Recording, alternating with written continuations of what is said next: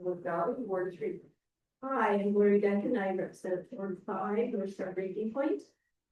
Terry Ungarian, Microsoft Hills, and Hurricane Reeve Council. Brent Reeve, Daniel Senegal. I don't know who I am. Don't know how this Keg River helps to do one side. Good afternoon, I'm Gareth, I'm the CEO. Good afternoon, I'm Jessica Johnson and I'm the Executive Assistant and the Coordinator. Josh Hunter, Director of Finance. For looking planning development. Charles Paul, Director of Solid Waste. Okay, thank you, everybody. I'll just start with a brief land acknowledgement. I'd like to acknowledge the indigenous people and their ancestors and lands we now share. And just to note, if you didn't sign in at the table over by the door, if you wouldn't mind doing that whenever you get a chance, take a break, whatever. Just want to keep a record of who was in attendance. So we'll move down to 2.0, adoption of the agenda. There's a few additions on there, so I'll ask if there's any further additions. Yes, I have an addition to the camera. Agenda.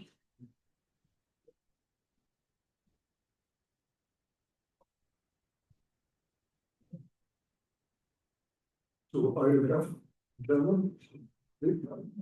Anything further? Maybe we should discuss E, dam proposal. He was supposed to, there was a meeting, we apparently didn't get a notification. So we can put that under 6.1.1 under item P, you see hydro report.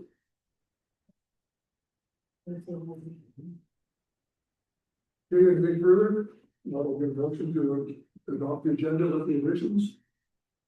Okay, Councillor Reese, all in favor? It's carried. Well, I just want to make note too that we'll be taking a recess for the regular meeting at 2 o'clock for our Municipal Planning Commission meeting. Minutes from our previous meeting, which was held on June the 23rd. It's there for your review.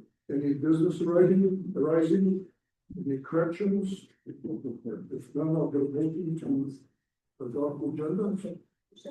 Okay, Councillor Beckens will move. All in favor? It's carried. Okay, we can skip down to 5.0. Policies and bylaws. Item A is a proposed land use bylaw amendment 26-61-511. Earl, did you need to speak on that? Sure. So our recommendation for bylaw is that council gives the first reading of the proposed bylaw, set the public hearing date for August 11th at the 26th at 11 a.m. Direct administration to advertise the mile zero event post on July 15th and July 22nd. Direct administration to discharge the development agreement caveats on plan 932-171, block 1, lot 1. As the subdivision 08 and L07 was not registered, and as a result, the agreement no longer applies. Background information is that in 2008, there was a subdivision application 08 and L07 that was to remove the southern half of Plan 932-171, block 1. As part of the subdivision process, the southern portion of the lot was rezoned from agricultural restricted district to general industrial as one. The northern portion of the lot to remain AR. The actual use of the land aligns with AR. Aligning the entire parcel with one zoning would allow the site to remain in line with our land use bylaw and prevent industrial development in residential and farm area. The M1 district and its uses are not complementary to the adjacent land use districts of A and CR. In checking with the land titles office, the subdivision was never registered. However, a development agreement was. The landowner who subdivided has since passed. His widow is now trying to attempt to sell the property. Their family wishes to change the zoning back, sure they are not confidential with the bylaw. They also wish to have the development agreement immediate discharge of the land title, as the conditions do not apply as the subdivision was never finalized. Specifically, they're concerned with condition 5, which is impacting the ability to sell the property. It's requiring fence or uniform screening around the southern portion, what would be that southern lot. Makes sense if it would have an industrial use, but that's not reflected in the actual use. So we have the bylaw here for you. I'll read the bylaw if you're ready. Yep. So bylaw 2661/511, County of Northern Lights, being a bylaw for the purpose of amending the County of Northern Lights land use bylaw 1261/290. Whereas the Council of the County of Northern Lights, Provinceville, Alberta, has adopted the land use bylaw. And whereas the council has the authority under the provisions of the Municipal Government Act as amended to amend the land use bylaw. Whereas the council of the County of Northern Lights deems it desirable to amend land use bylaw 1261/290 now, therefore the council of the County of Northern Lights duly assembled hereby enacts the following. Schedule 2 land use bylaw maps be amended to include the following. The land use classification for a portion of northwest of section 36, township 84, range 22, west of the 5th meridian, be amended from a split zone parcel in which the north half is zoned agricultural restricted and the south is zoned general industrial M1.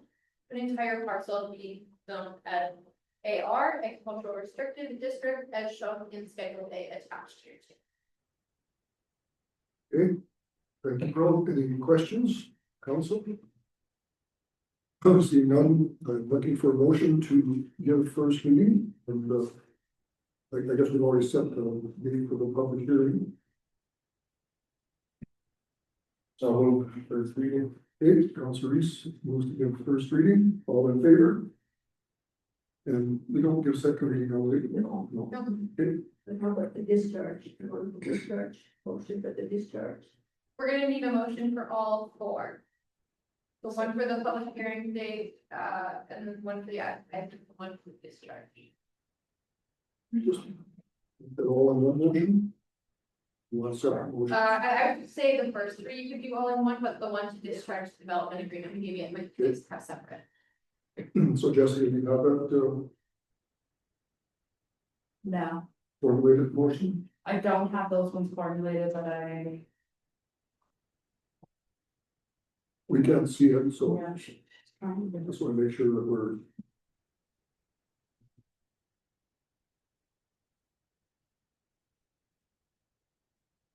Give us 1 second. Pardon Just give us 1 second. Yep. There's 6.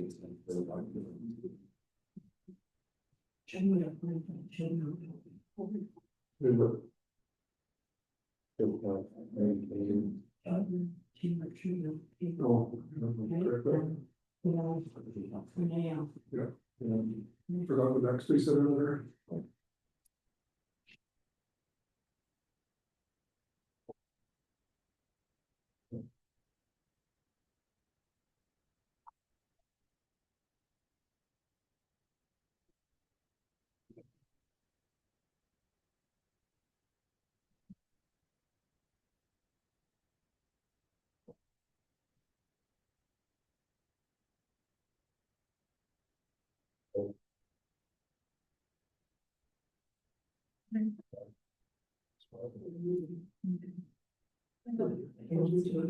Oh, she just doesn't get from within my vision.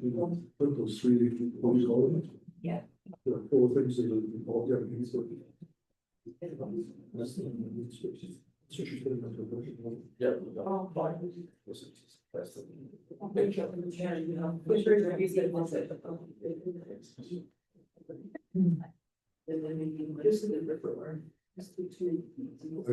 The discharge. That'll be a separate motion.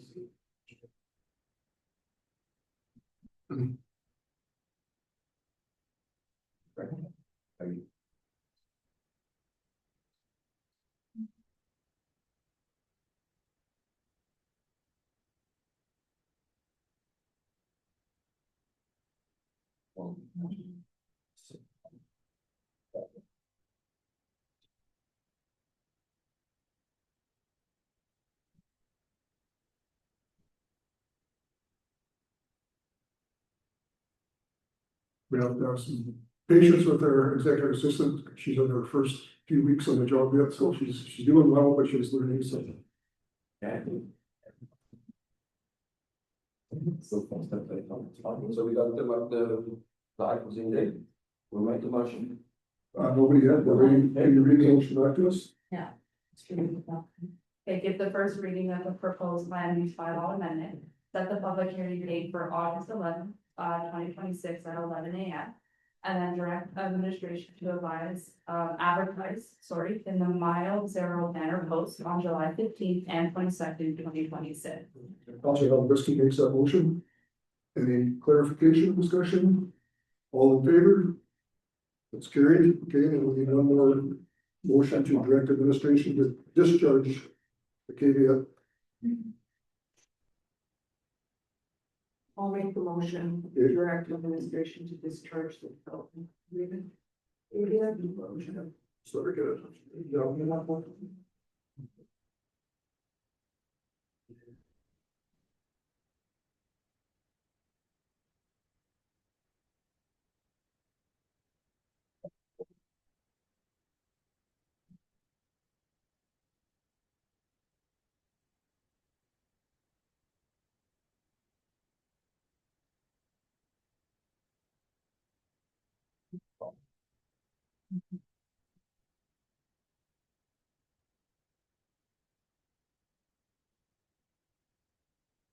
Councillor Bacon? Pardon me, yeah, should I say the motion? Yes. Or no, Councillor Yasinski. Sorry, Councillor Yasinski.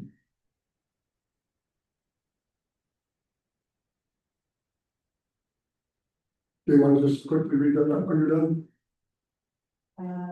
Direct administration to discharge the development agreement patent on plan 932-1717, block 1, lot 1. Thank you. Any clarification? All in favor? It's carried.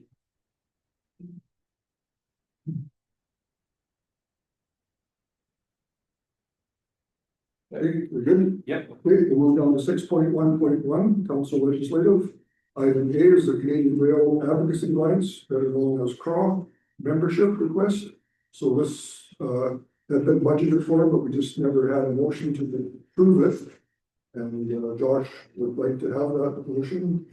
CRAW is still actively advocating for rail service in the Northwest and, having some successes, so I think as I said, it was budgeted, I believe, right? No, it wasn't. As is in there, it was budgeted the original year you made that motion, Okay. and then we happen to have a financial contribution since then, it was just one time, so it's not currently specified, but you guys have experienced for any unspecified ones that come up.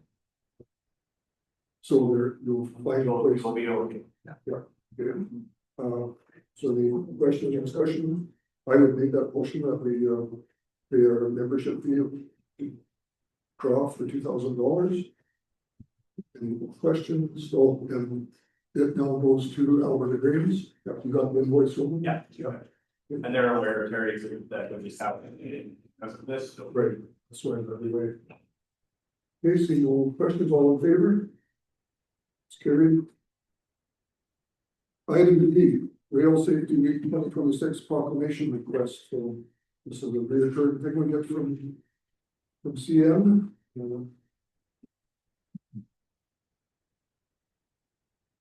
It's also sought, we want to continue to proclaim Rail Safety Week. Doesn't process anything. Just, as long as not hypocritical about it, with the work we're supposed to, as we were talking about this morning, so. Well, if there's a problem with rail crossing, send an email and put a safety issue on it. And whole letters. Yeah. There's a bit of attention, nothing else to. Make that motion that we declare. Yeah. Okay, Councillor Reese. All in favor? It's carried. Item C, zone meeting, awards. And memorandum, memorial. So, Kevin, did you want to speak to this? I just need to know, because I don't have a tally on everybody's, if there is any long service awards or any in memory that I missed for art. So RMA recognizes both CAOs and elected officials that serve 9, 15, 20, 25, and 30 years of service. So I just need it for our own meeting, so I can put it in the presentation to make sure everybody gets recognized. Well, so everybody. Search your memory banks, all on the been council, if you qualify for those, I know that Linda, Brent and I think we've already received our 15. Brenda, you got 9, but you should come up to 15 pretty quick, yeah, end of this term. Probably midway. We already. A couple of years ago. Alright, then, and the same sort of thing in the lower memoriam, and then, anybody that we've lost, I don't know that we've had anybody recently, but again, if you can let Kayla know so she can get it to the zone meeting. Otherwise, we'll just need a motion to accept this report for information, So we have no awards, no in memory. not that I'm hearing, Okay. but you still have time, right, Yeah, I'd like to have it finalized by the end of the week, so, by the 17th? yeah. So if somebody.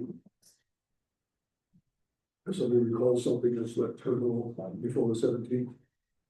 Okay, we motion to accept the information, Gary, Councillor Keys. So. Did you catch that, Jessica? We made a motion. Gary, Councillor Keys. All in favor? It's carried. Item B is swag bags for the RPAP Health Conference coming up in Peace River in October. So this is a request from Peace River is hosting it, Gary, you're on the committee, right? Yes. Yeah. So I don't know that we actually have anything in Trinity here to confirm that we have anything on that. So is it there that you appropriate? Virtual, I'm not sure if we have 200.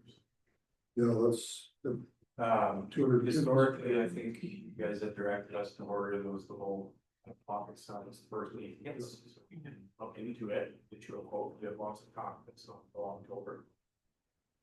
Bring it back, there'll be some budget to. That would be council answer, would be a miscellaneous budget item, or We do not have that much or anything under our path, so council grants. so could we have administration bring back a cost on it? Yeah, we could, this was first day, again, it's our path, so different that you guys are thinking. Surprises, bring us some options. Bring a surgical kit or something. So did they need all 200 bags from us? No, 200 bags, yeah, there's 200 bags total. Yeah. What went for each bag. Everyone, so everybody's contributing to the. Yes, so. Okay, so we'll have a motion out of administration, do some checking research on, some items for this conference and bring it back to the next meeting, George, that's reasonable or no? Okay, do you want to make that motion? So, clarity on this, since we're collecting swag bags, conference, we're supposed to have 200 bags to give out. But are we, that up to us to provide all of that, or? It's one swag bag, I guess, for the 2 of them. Each municipality is putting one item into the bag. Just an item, yeah. We just have stuff, bags, So we still have to have 200. so imagine, okay, No, well, that's what I'm getting at, we need 200 items, or? Yeah, yes, yeah, that's what we do. That's a lot. that's a big conference, comes from all over the province, right? Okay, no, that's clarification for me. Okay, who made that motion? Okay, Councillor Keys makes that motion. Yeah, perfect. Okay, all in favor? It's carried. Item E, Alberta SPCA dog project. Anybody want to speak on this one? I have no idea what this is about, but don't think that it's really relevant to us. Was my feeling when I read through it, but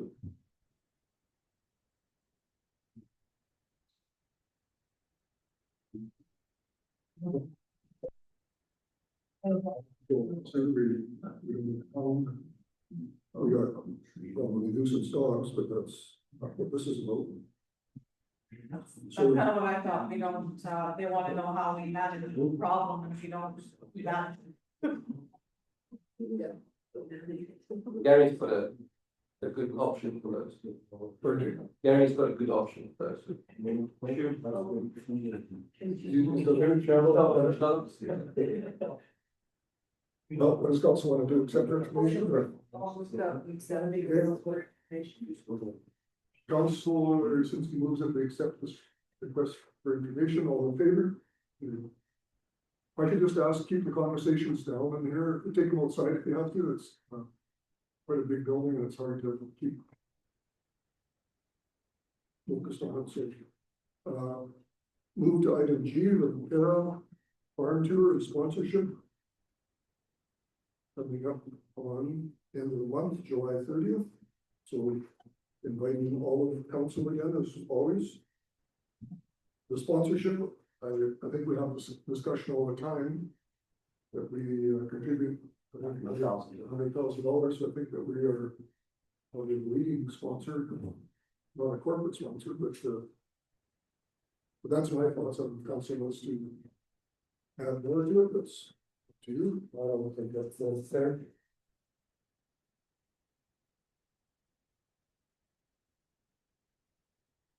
Well, I guess so we need a motion one way or the other. And we also, like, I guess we can roll it in one motion, who would be attending, I don't know if they want. They want, invitation list or no, I'm curious who could.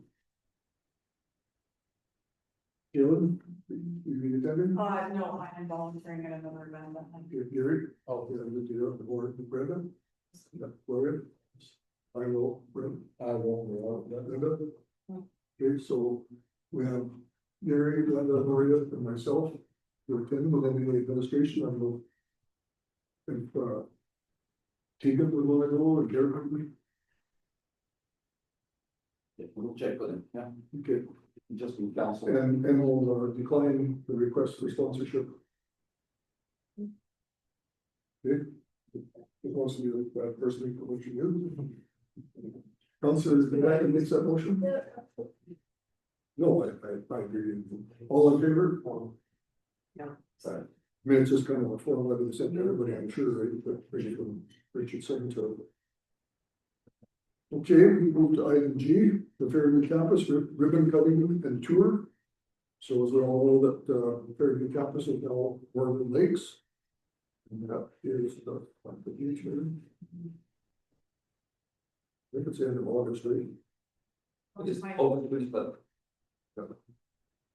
So I would be honored to attend there. I think we gave them support through their journey there, and I think that it would be prudent for us to attend. Any other councils can attend, or the merrier if they're available. When is it? It's the.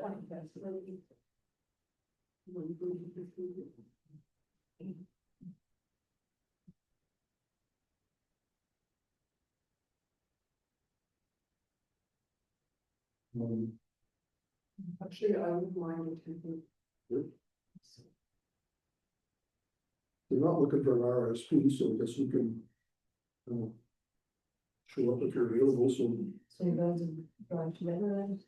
Whoever goes will ride together. Yeah. They do want an RSVP.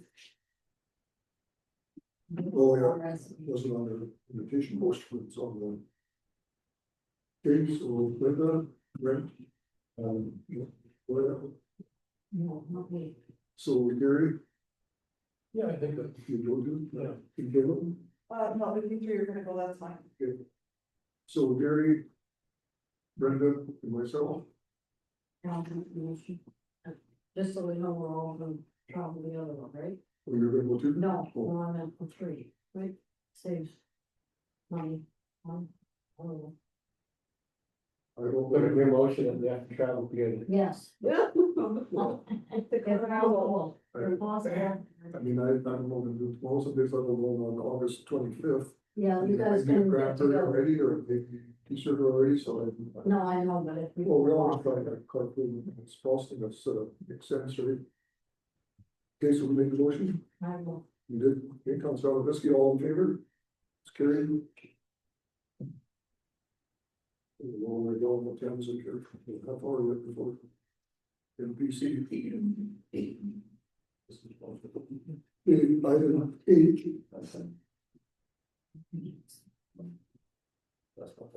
item H is a naughty Q injunction, dust issue. Verbal report by Linda. Well, I have somebody come after me over, it's not in my ward, but, very upset that we're not looking after my feeling, especially that road. And I drove down it and I seen it was really dusty. And I understand their frustration, they live right on the corner of it. You know, Yeah, no, I do, and I mean, it's unfortunate, that's, it is also a hamlet, right? Same as so, Gibsonville and anybody else there. I mean, I'm just bringing it to you because she was very upset over it. I got kind of weight slapped or whatever, saying, well, you got a council in Ward 7 that has pavement all the way to her place. Well, it's not quite true, I have gravel too, but you know, so we do have a dust. so I just want to make sure that we Yeah, know. council says where we do county small. You did do I bring you a list every year, it? No, I don't, that's part of it, so. were they part of it, so that, Were they on the list? That, I'm assuming that area that you're talking about. it's right, just as you turn off the go into, West of Highway 35. Yeah. going towards. Yeah, so now, that was previously shot before, as well as from water. Service. But that hasn't been done in here. So I mean, It was brought to our attention after yeah. your meeting as well. Here's the meeting, so that's my bottom here, this, I told her I would, and I did, okay? I could give, maybe you can contact her, make sure. Well, I mean, the dust control program is, done. I mean, for the year, but we can look at it again, it's come multi-time. You know, Yeah, And she said between log trucks, farmers and their big trucks and everything else, it's. But I mean, what we do for one, there'll be others, similar situations, right? This is a hamlet, that's all I'm saying, it's a little yeah, different. there is a concentration of people. Yes, a little different than my road, you know what I'm saying? Yeah. Okay, so we can look into it later. have administration reply, Yeah. you can give them the details of who it was, I know who it was, but, and they can just explain that the program is over for this year, we can look at that budget, strategic planning and budget planning. Please. There's no promising.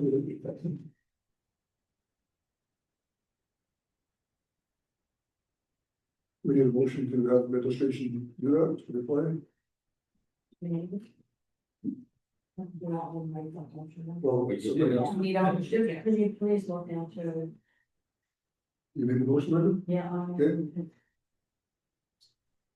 You want to just read it back, Jessica, when you're done? If I have them in reply to concern and explain program review area for next budget. Yeah, the 2026, 2026 dust control is finished for the season, so. The 2027. Yeah. Just so we are, without promises that we'll review it again, right? So, all in favor? Good. Item I is the RMA member visit. So it's our turn again. And we're looking for some dates. They said preferably not on a council date, just to get better planning, but I think maybe our council meetings generally go by quick enough that we have time in the afternoon. I think the last time we did it during a council meeting and it worked out, right? I see that the same day as us, they got the closest one would be Spirit River or Fairview, I guess. Fairview would be closer. So, yeah.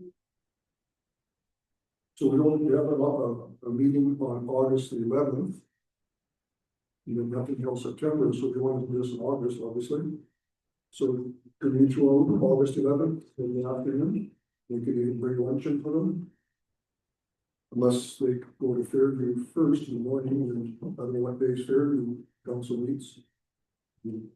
Same problem with them, but. Let's have administration reach out and suggest. The 11th, and we could even do the morning and then that works better, right? And is that for an hour meeting or there's also the option of 2 to 3 hours? Just for 1 hour? No, I think 2 hours, I mean, time goes by pretty quick, right? So we can delay our meeting to start it in the afternoon if that works for them, or vice versa, we can try finish it in the morning and meet in the afternoon. Kind of depends on their second stop, they like to do 2 stops in a day, right? So reach out and then, we'll have to do it by email, I guess, because we're not meeting again until that, so. See what they say. Okay, so, and then, of course, any topics we have, we'll, submit them to administration. Whether it's, assessment model review, or assessment review model, or policing, or you name it, there's a whole suite of concerns we have, and also, we can have a list of topics we want to discuss with them. Maybe not. So let's get a motion that we will have administration reach out to RMA and see if they're available either morning or afternoon on August 11th. And council can submit any topics to the administration. We maybe wanna have a second date, I'm just thinking of that's like the same week as the zone meeting, so they're already gonna be up here on the Friday. Like maybe do we try to offer up the 13th in the afternoon or something, since they're already gonna be up here? The 14th is the zone meeting. 14th is the zone meeting. That's in I. Yeah. I priority. Thanks. I'm just thinking if we had a couple of options, that might eliminate having to do the back and forth and make it more feasible for them too.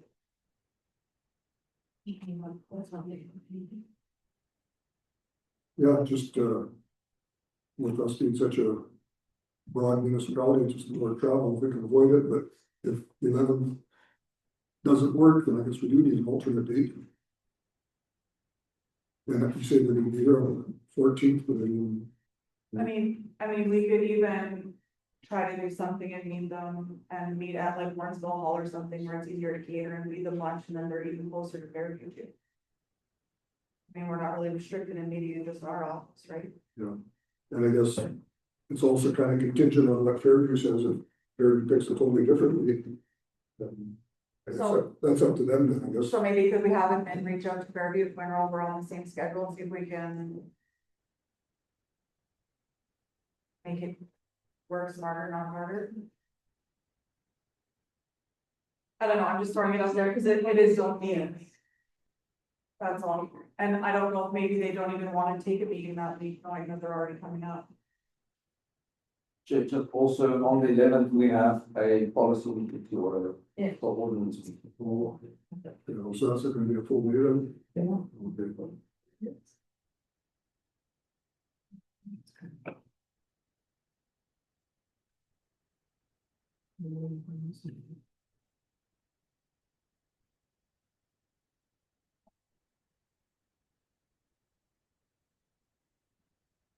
So really then, the 11th is probably not a very good option, then, right? We never know what their agenda's gonna look like, the ordinance meeting.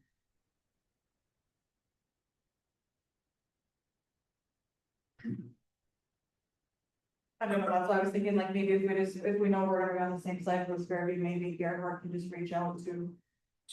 So I just texted Reeve from Fairview, he said August 11th. The meeting. Can we not fit it in there somewhere here? Are they meeting with Moraine? Yeah, yeah. Sure, we'll find a spot. Okay, let's stick with it, and since Fairview's already committed to that, then they can knock us both off that day, and we could just go with an hour. Yeah, no, she didn't. Better than nothing. I mean, really, if you start chit chatting about everything from world problems to whatever, you can have all day, but if we stick to the.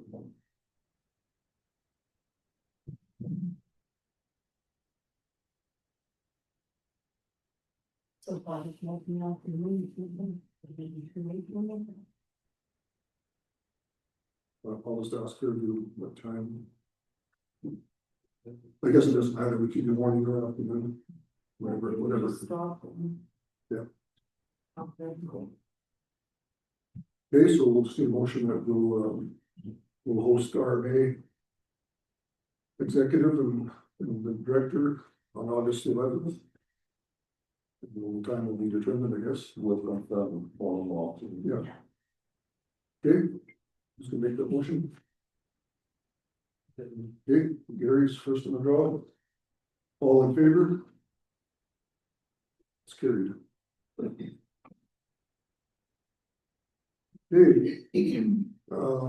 item J, Research Regional Energy Alliance position paper.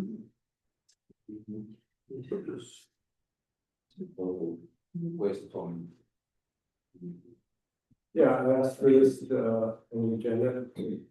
So, for the people that are maybe not familiar with this, Terry, maybe you could give a brief description of what's going on with the committee and position papers. Yeah, brief is, so. PREA is an acronym for Peace Regional Energy Alliance. It's an alliance of 8 municipalities in the Peace region, Peace River, town of Peace River, town of Earnshaw, town of Manning, village of Irwin, village of Nampa, municipalities of Northern Sunrise, India Peace, and County Northern Lights. So 8 members, so, we hired a communication consultant to help us with communication, obviously. So his recommendation was to draft what he calls a position paper. And what the position paper is basically saying that the Alliance 8 municipalities have agreed to support economic development in our region. And be prepared from the municipal side, like this is not related to the project. It mentions the whole components in the paper. It's just basically putting our hand up saying that we align with the provincial government developing a nuclear policy, something they've never had before. So this has been, position paper has been sent to the provincial politicians, and they're very supportive of it because that's, they're looking for that kind of support from Alberta residents, I guess. And yeah, so it's a fairly short read. It's on the website now, the county website, and it just kind of has a few different bullets in there of getting a social license is what they call it, to have nuclear energy come to the region. And, yeah, the world wasn't really prepared for it, but that's kind of in a nutshell what it is. It's just a kind of a bold statement that we're ready for economic development of all proponents and any source of economic development. And this aligns very well with both the provincial and the federal. The federal government has released a nuclear energy strategy for Canada. So this kind of the timing was right to create this paper to align with the upper levels of government, who will be the ones that would be approving. The agencies of the governments will be approving any such projects across Canada. But obviously the provincial government will have a role in it too, as far as environment and municipalities, assisting municipalities to prepare for this. So the paper was drafted a few weeks ago, and was a release date set for it in late June. The communication consultant had an unforeseen health problem with emergency that he dealt with, and he's recovered now. So the paper was released yesterday, so it went out to provincial agencies, federal agencies, chambers of commerce, economic development, and to multiple media sources. Dan, I'm sure you would have got one. It was emailed to like all the major media sources, including the local ones, right? So it was released yesterday at 1 o'clock. Safe for now. Well, Jay, if I can just, we also put it out on the county's website and Facebook page, a link to it, so the position paper is ready. so I have a different take on this thing. I've been critical of the energy committee and the proposal all along. I read the position paper and I was disappointed in that I didn't think it reflected accurately our community and opinions of the people there. It mentions in the paper 80% approval in Ontario for nuclear. Well, we don't live in Ontario. It's totally different circumstances around here. So I just would have liked to see more input from residents. Now, it talks about transparency in this position paper, but the consultant who prepared the position paper, he interviewed councils in Cameron. Well, I don't see that as transparency at all. And I've included some information here in the agenda, and it's to do with how the committee has been operating. So here's on page 1 here. This is from the minutes of the Energy Committee. And so it says here, it says, any information for the public that is not for the public must be identified in camera. And it said via email sheet, include confidential and all that. And there must be a clear understanding of what is only for REC members, only in bold letters. And then underneath for REC members and councils. And then REC members, councils, and public. Well, anything that the committee processes for information must be shared with council. There's no two levels, different levels of information. So I would like, I'm making a request here that all the information that's been through the committee come to council. We need to see this stuff. You go further down. Shows the municipal Alberta Municipal Government Act. There's no provision to withhold information from council. Any committee that has information, whether it's in camera or public, must be shared at some point with the council. And I have a point of clarification. I'm just looking to clarify, are we talking about the position paper? Because that was a motion that's made and it's approved, it's already done. Are you looking for changes to how it communicates, or are you looking to the position paper? Because they're two very different things and they're getting about me. Well, yeah, there are tags here, position paper and committee. But we can't really discuss the position paper because it's already approved, it's done. Yeah, we get the council. Yeah, We've well, already- but okay, so we didn't have a public discussion at the time because we saw the position paper in camera, it was called. Okay, so this is our opportunity to have a public discussion on the position paper, Okay, right? but then it's on the position paper, not how the committee is doing its work. That's what I'm saying. We're really getting confused here and we're getting really in the mud. Well, no, I'm just requesting the information from the committee that is only for committee members, right? This here, only in bold letters. Now, there was some kind of directive sent in, I don't know, it's unclear who sent the directive, but I'm requesting anything that was sent to the committee or the committee process that council had as per the Municipal Government Act. Okay? And then we should have a discussion once we have that on where to go from there, because I'm not comfortable with the Energy Committee's activities. I feel that it's not being shared adequately with council. But that's what I mean, Frank, if you're asking about the committee, you're not asking about the position paper and it's confusing. And then the screenshots are excerpts of minutes, which are incomplete, which is a hard thing to go on. So I'm just looking for clarification. Are you talking about the position paper or are you talking about how the committee brings forward information? There are two different things and we have to be very clear. Yeah, these are tied together, okay? But they can't be tied together. Our position paper was an approved council motion. It's done, it's out, it's over. Yes, yes. Okay, but understand. communication going forward to the committee, that's fine. Okay, That's a separate question. issue. Here, I'm making a request in public that we have all the information from the committee that apparently was not shared with the council, okay? In relation to what is what I'm asking. Well, in relation to, You read, all of council saw all of the position paper before it was released. yeah, I'm asking for the information that was only for committee members. And Boulder County, okay? In relation to the position paper or in relation to the committee as a whole? Committee as a whole. Okay, so that's what I'm saying, you're calling it position paper, but you're asking for something different. Okay, Well, it all relates together, right? It's the work of, the committee's work in the position paper, for example, the consultant was hired on the basis of a request from Energy Alberta personnel.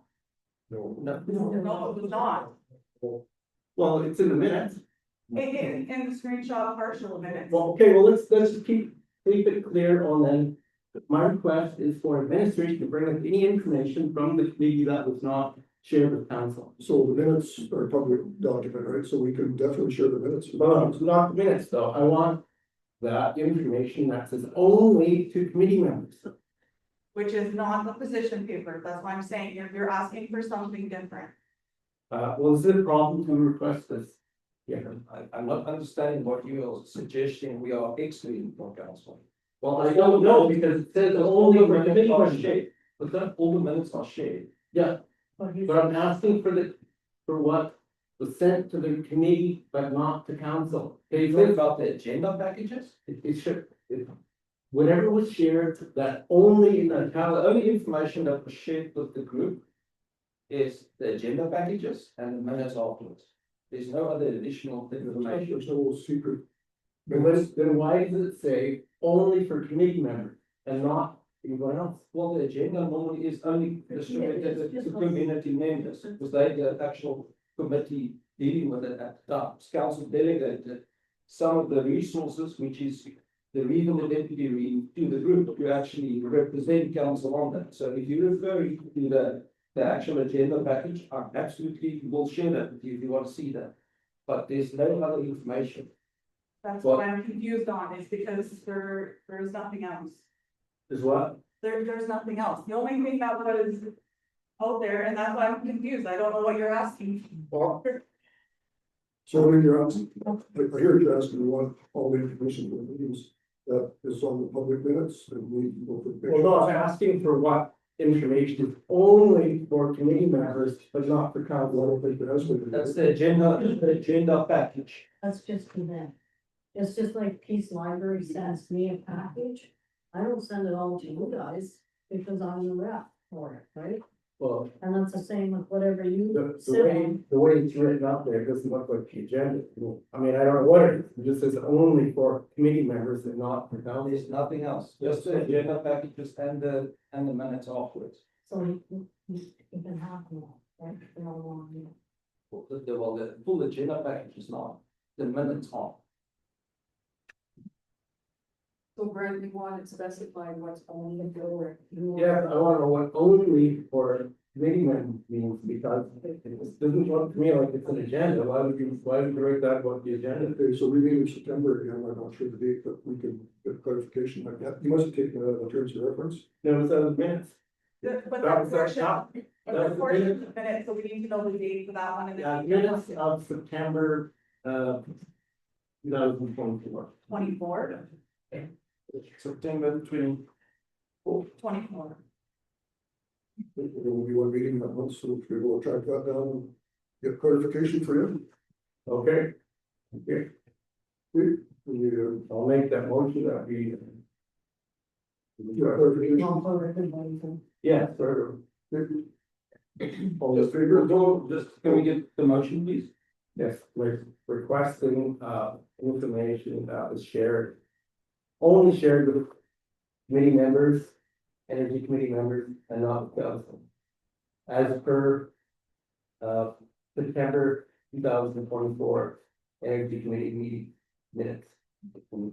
But see, that's what I mean, like, that's where it's gonna be confusing, because now the title of the agenda item is Peace Regional Energy Alliance position paper. And the motion has nothing to do with the position paper. Well, That's why I'm saying, like, it's gonna be really confusing when people go back and read the minutes. when the motion has nothing to do with it, now it doesn't look like we talked about the position paper at all. Well, I think I think he just we used we that. did discuss issue paper. Okay, well, we got the drift of what you're looking for, we'll look into that. I can't speak on behalf of the rest of the committee, so. Okay, I'll call for the vote again, all in favor? Opposed? It's carried. I'm just confirming, the motion reads, moved by Councillor Reeve to acknowledge receipt of the Peace Regional Energy Alliance position paper discussion. Man, that motion needs to come out. That first portion of the Peace Regional Energy Alliance position paper, because that's not the motion anymore. So, to acknowledge receipt of the, no, to acknowledge the request for information. It's for information that was shared only with committee members, make that committee as in Priya.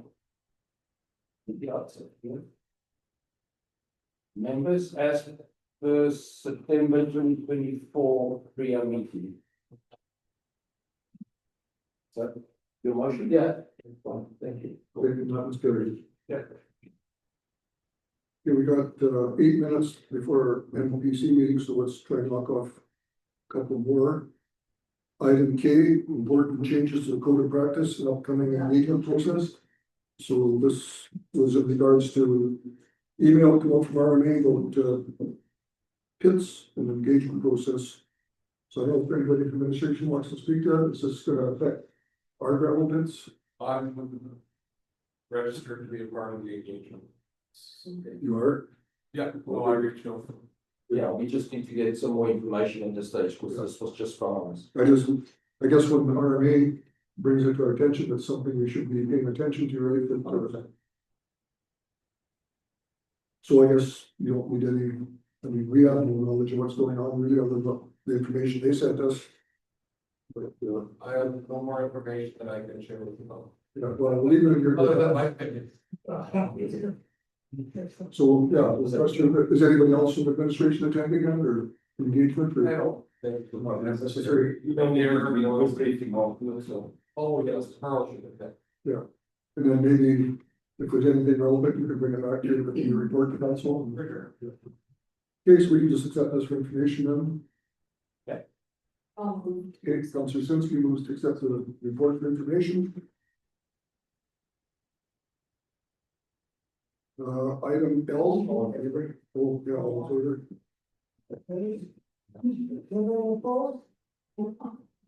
Item L is the council calendar, just there for your review and update anything that's not on there, so. Looks like summer's gonna be a little quieter. Any comments on that? Yeah, just a reminder that we have the rodeo parade. That council got us to go an entry day, so it would be great if we can have council actually live top that. Unfortunately, I'm gonna be out of town that day, so. Yeah. yeah, you, But I think we are. I think the rest of us are going, right? There's 5 of us. Okay. Right? Yeah. I think I see an email from somebody, Jessica, or Trinity updating it, so. Yes. So that's why I'm just saying, you know. Just a reminder. So, are you gonna print off these schedules for us, or most everybody's got on his computer? It is just so that we, it's a bit of a using it for reference by Carly. And also just as a reminder to council to see who is okay. I mean, most of us keep it in the, so. Are we gonna update them based on our board reports then, like, because a lot of the meetings that were on my board report are not on the schedule for July? We will. Okay. So just before I forget, the reading from Emily Fairview said they're planning for noon for RMA, so. I guess we can get it, they're in the middle of the day, so we can go on the other side of it. So was that like what, an hour and a half? Travel. Yeah. So either early in the morning, they let them sleep over and man, or late in the afternoon. But just point out to you, you can maybe talk with their CEO and. Yeah. Try to arrange something, but I think home. So just accept the council calendar for information. Should we? Go ahead. Yeah. Whoever is in there. We'll have You to, know, yeah, it will be the next one. Yeah, okay, Councillor Decker makes a motion, we accept the council schedule for information, all in favor? It's carried. One more item, we'll knock off here, the first edition, item N, nuclear event. I sent this to council, but I said Jessica also added it. This came out from. Yeah, from Jake, but I got it from administration, from CEO from Northern Sunrise, this event was going on, so it's a free event. Quite a line of speakers, if you clicked on the link to the website. I'm actually gonna be in Calgary, well, I was planning on coming home the day ahead of that, but I'm just gonna stick around and go with it since it's free in there anyway. And if anybody else is interested. It's a long ways to go, so one day thing. Yeah, I probably wouldn't believe it, other than the fact I'm there, so. So we can just accept this for information, I won't be charging anyone on our end or mileage or anything. We'll see what they have to say, so need a motion to accept this for information. We did, very good. Yeah, All in favor? not so exactly. Okay, I missed it. Okay, we can do one more. All right, next edition, item N, is a number required in the New Zealand Heritage Day. This is an annual, their big annual event they do every year. It's actually very worthwhile going. They do an excellent job.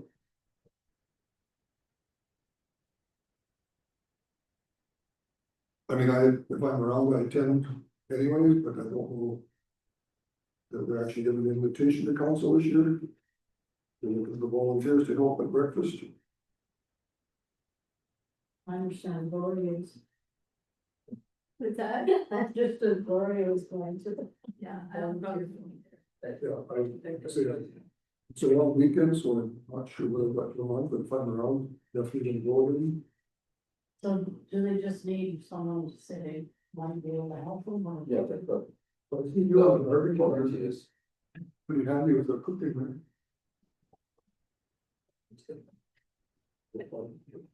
Yeah. I plan on going So my in. husband's birthday, so. You can mark me down, I'll help with the pancake breakfast. We have to let them know or want me to reach out to them or. They've already come up to their result. It's not nice, it's second. I don't know,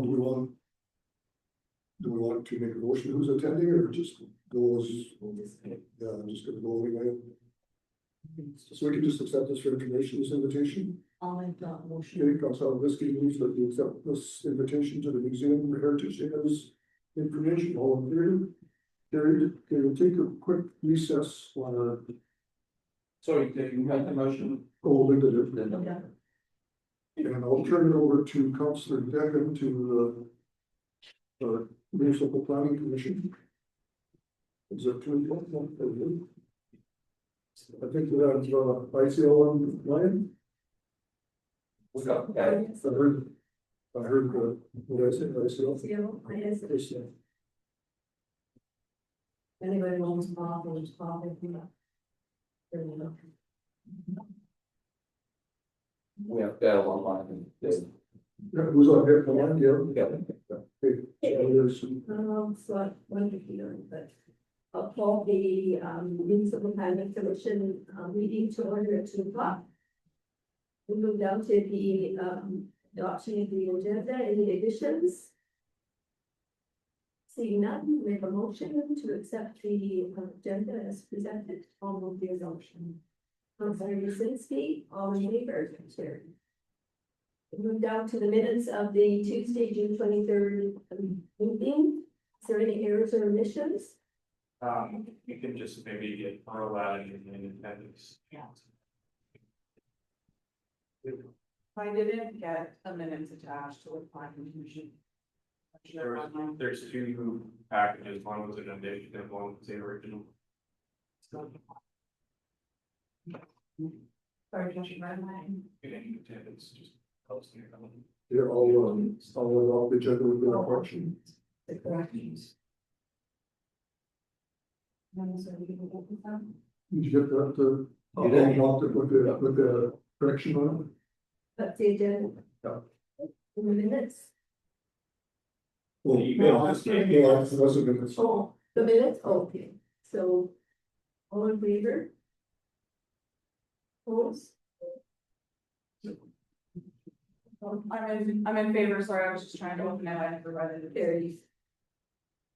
Okay, so we'll move to 4.0, the development permits issued by the development officer. Anyone has any questions or concerns with those development permits? No, if not, we have a motion to approve, to accept them as information. Councillor Reese, all in favor? Carried. Okay, so we'll move down to 4.0 B, development permits issued by MPC, so we'll move to DP 26-15, communication tower, and I think Gail, you're 50%. Yes, I am. Thank you. Good afternoon. So the applicant proposes a 45-meter communication tower on the southeast of 2791-21 west of the 5th. The quarter section is designated Agriculture General A District. The proposed tower is defined as a public utility and listed as a discretionary use within this district. The applicant has indicated that the tower made of steel requires a pile footing with safety light and lightning protection and will be located within a fenced 3-meter by 3-meter compound. The tower is the 13th application that has been submitted by the applicant.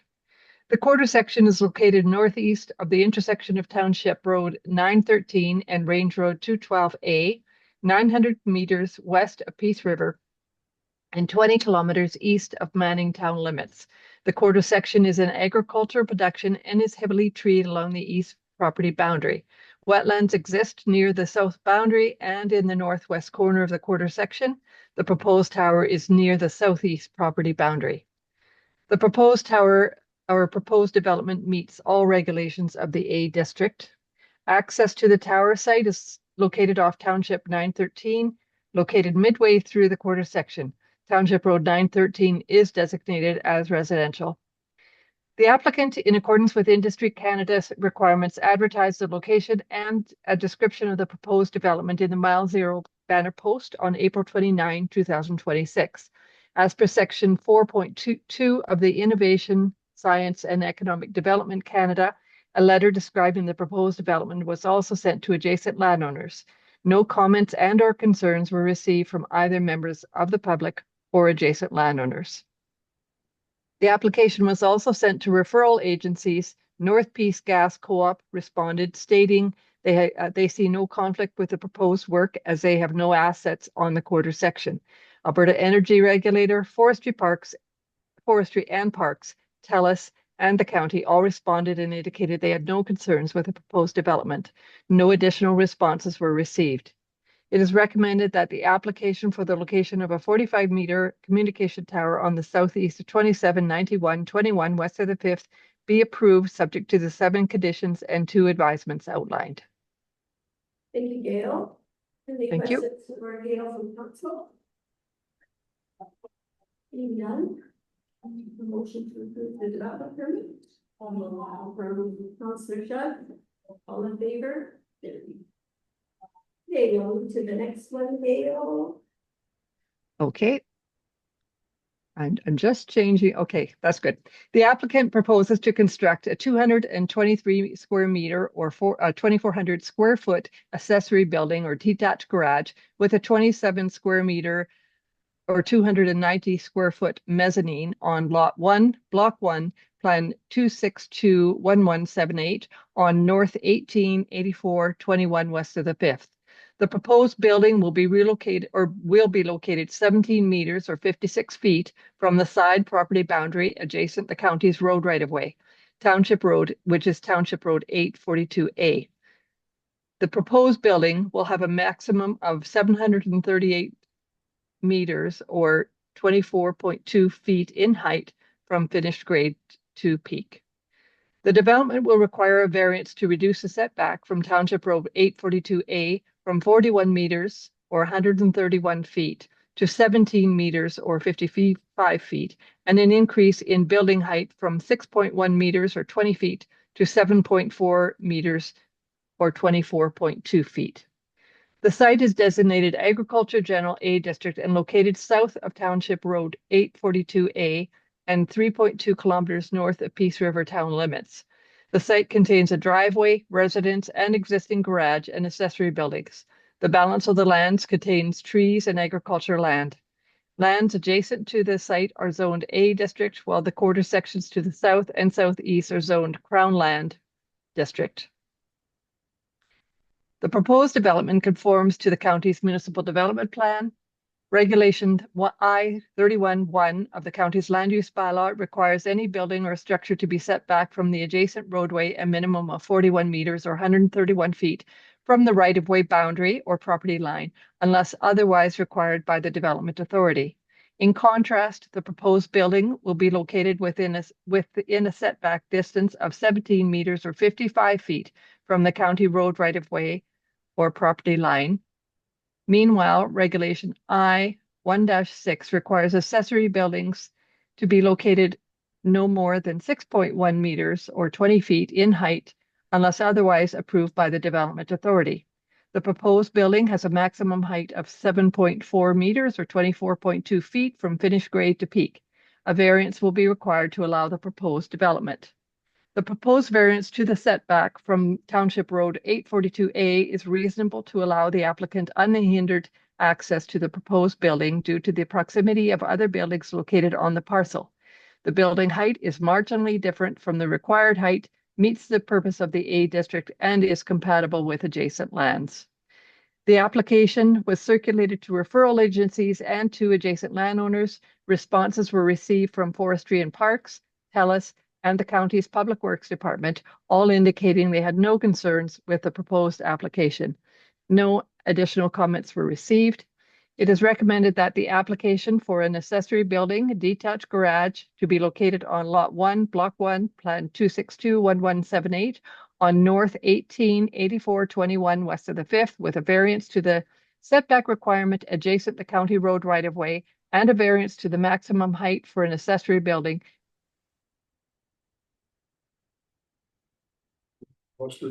Yeah. So be approved with the 10 conditions. Yeah, I can make a condition if you like. So the 10 conditions subject following are the development proceeds in accordance with the attached plan and site plan to reflect the proposed location on lot 1,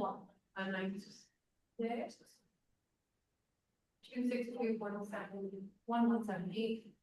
The applicant shall comply with the use and regulation of agricultural general A district. The applicant owner may be required to enter into and comply with the development agreement with the county to include but not limited to the approval of an approach, construction of a new approach, or upgrading of the approach. When installing approaches or culverts, the applicant owner shall contact the county Redmond Lights Public Works Department to ensure approaches are constructed in accordance with the county's standards. Any cost standard will be the responsibility of the applicant or owner. The building shall be situated within the property boundaries, a minimum distance of 17 meters or 55 feet from the road right away. The shop building will be no more than 7.4 meters or 24.2 feet in height. The exterior finish to be wood, metal, or similar siding, brick, stucco to the satisfaction of the development authority. Finish and appearance should be complementary to the other structures and natural features. The applicant owner shall contact an accredited agency contracted by the Alberta Safety Coast Authority to obtain the following permits or approval as applicable: a building permit, conventional plumbing permit, gas permit, electric permit. Copy of the approved permits must be submitted to the county road and lights for their files. The applicant shall obtain other approvals required by the regulatory approvals through the course of the development and its operation. No further development or construction shall be allowed without an approval of an approved development permit. The decision being posted on the county website and advertised in the local newspaper, and no appeal against that decision being successful. So the motion will very scroll into the. So do you have a motion, any questions for Pearl? Is there any questions from council? If not, can we have motion with the variance built into it? For the 10, commissioners. I'd like to make that motion, I'll move for approval of the development permit and grant the variance as described. All in favor? And the development permit with the 10 conditions, right? All in favor? Carried. Okay, I don't know if Pearlie presenting the next one or. Sure. Yeah, that's fine. Okay. So on June I'm sorry, do you want to proceed with the next one? I can hardly hear you. Go ahead, Gail. Okay, so on June 25th, 2026, the applicant proposed a temporary industrial camp to operate from August 1st, 2026 to October 1st, 2026. The camp, located at Southwest 26-125 west of the 5th, will operate 24 hours a day to accommodate 30 workers. The site is designated Crown Land District, which allows an industrial camp as a discretionary use. The camp will occupy an area of 150 square meters or 492 square feet and consist of dormitories, a kitchen, common areas, parking and storage areas, generators and areas for fuel, garbage, portable water, and a sewage treatment system. Security and lighting on site will be provided by the private contractor. All operations on the site must meet Alberta Health guidelines. The camp is located 21 kilometers west of Highway 35, Keg River, and the Petal River Prairie Métis Settlement 1. The industrial camp will be located on a cleared site. After removal of the camp, the site will be replanted in accordance with Alberta Environment and Protected Areas requirements. The applicant has indicated there are no foreseeable impacts to adjacent lands during the operation of the camp. A request has been submitted by the applicant to the county to add the proposed route to the existing road use agreement between Mercer, Peace River, Pulp Limited, and the county. The applicant is using a cistern and hauling service to provide potable water and water for firefighting purposes. Gray water is being treated on site and pumped out on site, while waste will be transferred off site. Solid waste will be collected and hauled from the site to an approved county landfill. The proposed development meets the intent and policies of Section 6.3 for industrial development policies and of the MDP and the regulations of Section I-12 industrial camps of the LUB. The application was circulated to referral agencies for their comments. Due to the short time frame from receipt of the application to the time the camp is intended to locate on the site, a shorter response time from the referral agencies was requested. As of the writing of this report, responses received from Alberta Energy Regulator, North Peace Gas Co-op Limited, and TELUS indicated they had no concerns. Alberta Forestry and Parks responded indicating that the proposed camp is located on an existing disturbed camp pad within a previously harvested cut block and is intended to support seasonal forestry operations. Mercer Peace River Pulp Limited has also submitted a temporary field authorization or TFA application to Alberta Forestry and Parks for the proposed campsite, which is currently under review. Based on our review, Forestry and Parks has no objection to the county. It was good. Just give her a moment. This one you might want to know.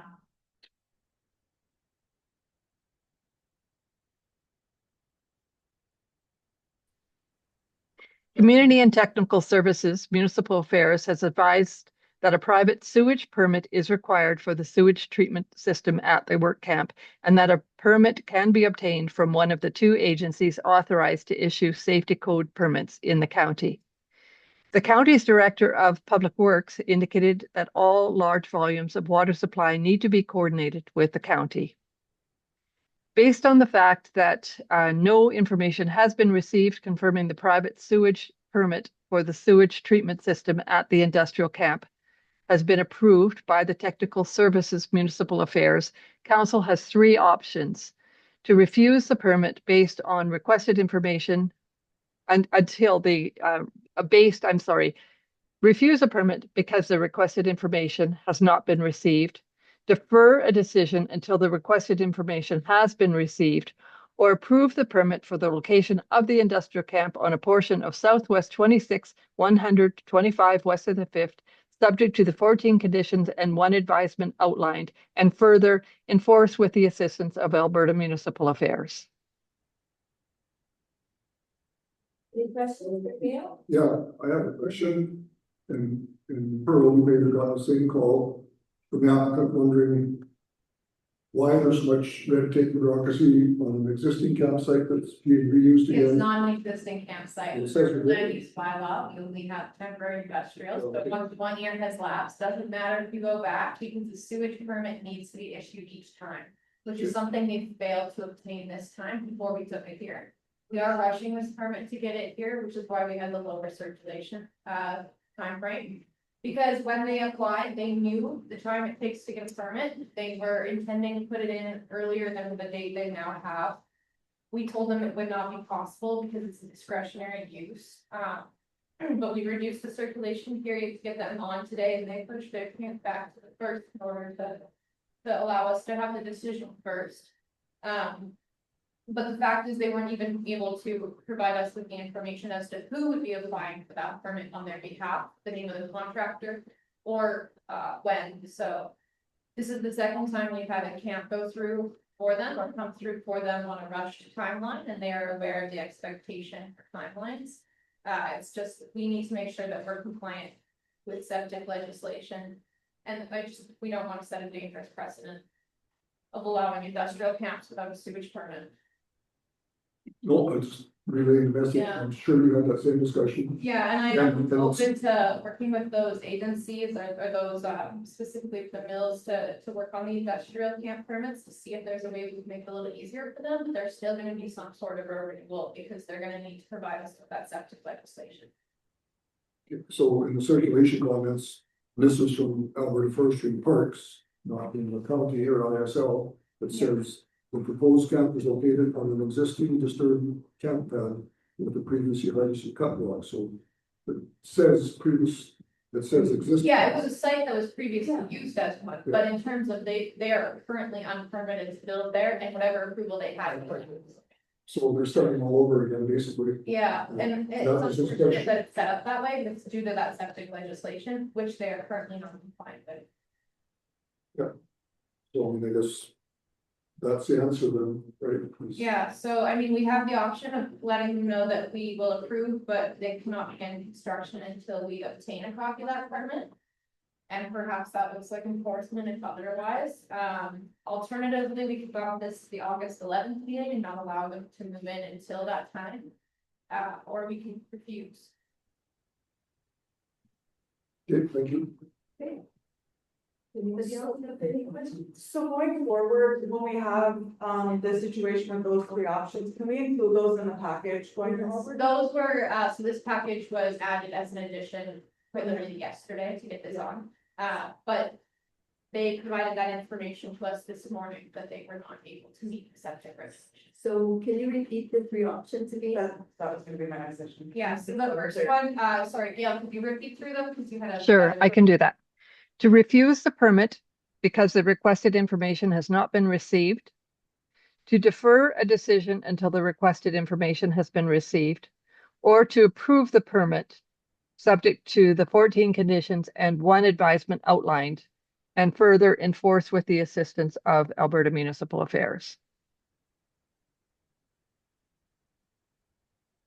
Well, I don't wanna be the mean one, but like, if we approve it and then they don't get it on time, then we're going backwards and that's not really great either. So I don't know that I feel comfortable approving it without it. If that's what they need to do it, and we're trying to set a precedent and change the way that the county is doing things and making everybody be compliant ahead of time, not after the fact. So I don't, I mean, I get it. They're great for our county and all of these things, but it doesn't mean that they get to bypass all the rules, and they're not our rules, they're provincial rules. They defer people until we sewer. That's. The provincial section. That's my feeling. So we're only going to delay them by 10 days, I guess. They're hoping to have it by August 1st. And we won't be able to approve it until August 11th then. Yeah. And then all that's gonna affect the operation. I'm prepared to make the motion that we go ahead and defer it and then have administration reach out. I think it's a good idea if we can have a sit down and figure out how we can make this more seamless going forward for everybody. I mean, they're not the only ones that put camps in, right? But I think that we have to hold some kind of line. So it's my motion that we defer the permit approval until such time that they produce sewage permit or whatever we want to name the word. Okay, perfect. Any further discussion? I'm sorry, could I just have the wording again? Defer until such time as the permit has been submitted, is that correct? This is first. I think they were trying to use your wording. Yeah, whenever. I was trying to copy what you eloquently said, but I didn't do a very good job. But yeah, defer the approval until they have that permit in place or proof of the permit. Okay, thank you. All in favor? Opposed? Carried. Alrighty, thank you, Gail, and we'll now adjourn the meeting. 2:21. Okay, thank you. Thank Thanks. you. Yeah, let's take a 10-minute break.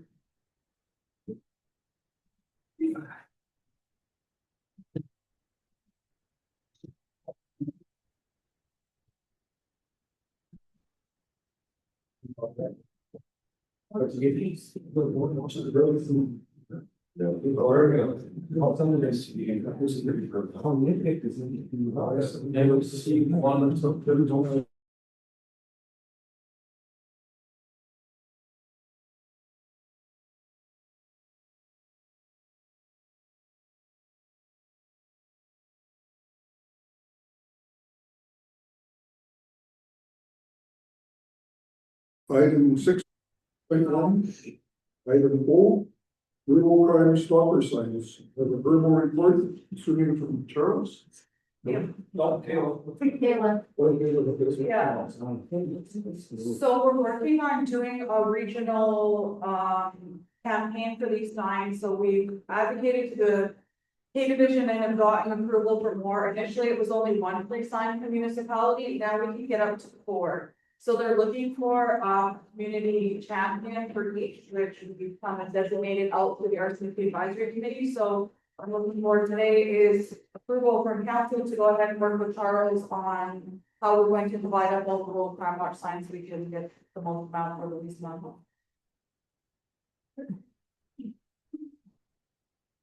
And then we'll have a regional advocacy program, which the RCMP will do, and I know Gavin is on board and Manning is doing them, so we kind of already have it happening in the south, so we just kind of need to work with the Manning detachment area, so. So, I'm willing to do all that back and forth, I just need approval for Charles to do the sign one. so Galen, there's on some of our signs, like, I'm thinking one by Nelson's are coming in from the south. There's a crime stopper sign there already. Is this something different or? That's the crime law. That's the crime law. Yeah, so that, you know, They're two different, yeah. so we're just gonna hang them, one over the other one or replace one? So, sorry, but is this Yeah, the that's it. same thing we were talking about before? No. So Okay. the 25 that we talked about in council before are the yellow rural crime watch signs, which are part of the provincial group. This is a Crime Stoppers one, which is specific to K Division and their campaign thing. So they initially were gonna do the Crime Stoppers ones just to combat copper theft and all of that issue that they were having, and then it kind of evolved into this new thing. So it's my hope today that we can just get approval for me to go ahead and work with Charles, and then we'll bring a plan back to council on how we're going to build it. Is what all the other councils are doing. And how many some? We get 4. And I think my suggestion for these ones would be replace the ones that are on the welcome signs. Like get exactly, we had to do 7 total. So that keeps the number low. Yeah, that's what I thought, we could sit down and just figure it out and make sure that we're not gonna put yellow where these are and try to just maximize area coverage altogether. Peace River is doing their rollout here on the 22nd, so we're gonna kinda, they're the pilot project and we'll see how they roll it out and then we'll kind of do it, but we wanted to do it as a regional collective thing. Can we get that motion again? Proposed motion? Yeah, I mean, is this something the administration would take on, like get the signs and then you place them, or is it? That's easy to do. Yeah, Like, especially if we're using like with, drawing with watch signs, Yeah. those are simple as stop and collect the road and do along the next one. Yeah, That's- except that's for why I the mean- prime signs, the yellow signs are no longer going to be covered as a provincial grant, we have to pay for them. Oh, okay. So I have that email from Karina, I just got it this morning, so I'll forward it to them, so that's gonna have to come back to council too. But, yeah, I mean, if Charles wants to do it all, it's fine, it's just part of this norm is having a community champion agree to do all the work.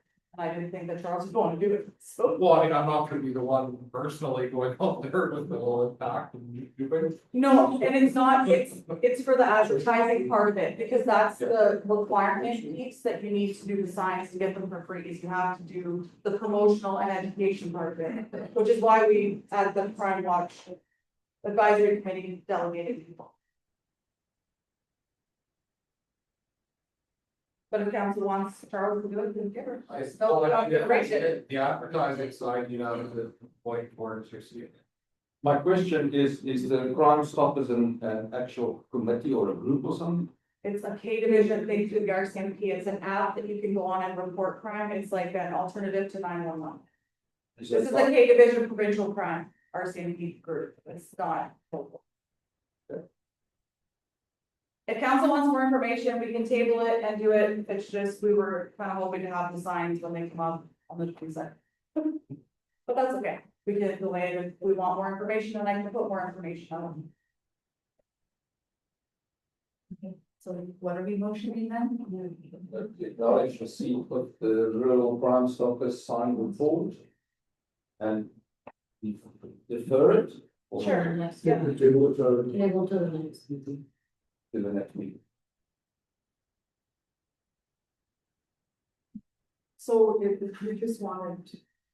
I just need to be able to organize the event, get 4 free signs. That's all. Okay, I was too many talking. nobody's made a motion, yes. I'll make the motion to go ahead and allow him and be the contact person for Crime Stoppers. Getting the signs, whatever. Yeah. Get that, Jessica? It's trying. To sign the report. There's a picture on the screen of the signs. And the point you pass the shot to the what? Just to allow Councillor Shaw to be the contact person and organizers of the Crime Stoppers signs. That person. For the county. Crime Stoppers.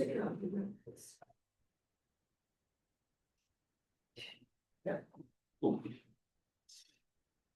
We acknowledge receipt of the rural Crime Stoppers sign report and appoint a Councillor Sharp to be the contact person for the Crime Stoppers sign. So just to be clear, all that's going to mean is that I'm gonna fill out this form that was in our agenda package. I'm gonna get us 4 free signs, that I'm gonna talk to Charles, and Charles will, I'll have the signs to Charles, and he'll put them up. We just need to have, and then I will do community promotion side of it, that's all. Perfect. Nothing dangerous and out of the ordinary. Okay, who made that motion, Brenda? Yeah, right. Okay, any further questions, clarification? All in favor? Opposed? You're- Not for I just- I was- no, Okay, I'm ready at the same time. the next edition, item P, is, BC Hydro proposed site P. Project, I guess, I don't know what. Yeah, so well, we heard about it, you're allowed, there, we did this meeting. In Peace River, And one of the creek too, you know, yeah, we found out about it, what, the day after? or they already. So, I guess I wonder why they would not extend us, invitation. I don't know, I've reached out to them and the feedback I got was they're gonna have more engagement sessions coming. Those are just the initial ones they have, is the comments on that. Okay, so, as long as they keep us in the loop. I definitely made my There seem to be slow learners because we have the same problem Probably, or the other one. when information come down about sightseeing, about, plumbing and navigation maps and whatever, they always seem to get left out, right? They got better towards the end, now, same patterns starting to. Yeah, it's been a struggle to deal with them. Although we thought we had them on track and shared information with them, they seem to be a lapse again. I hope it's just somebody doesn't understand county river lakes and the river, well, border industry. But we're on the list of emergency contact, we're on all the lists that they have, so there's absolutely no reason to not include us on Yeah. that meeting, right? So, I guess. I'll move to accept that information. Councillor is supposed to accept DC hydro report for information, verbal report for information, all in favor, carried. We could move down to caught up there, Jessica. Yep. 6.1.2, item A, CEO report.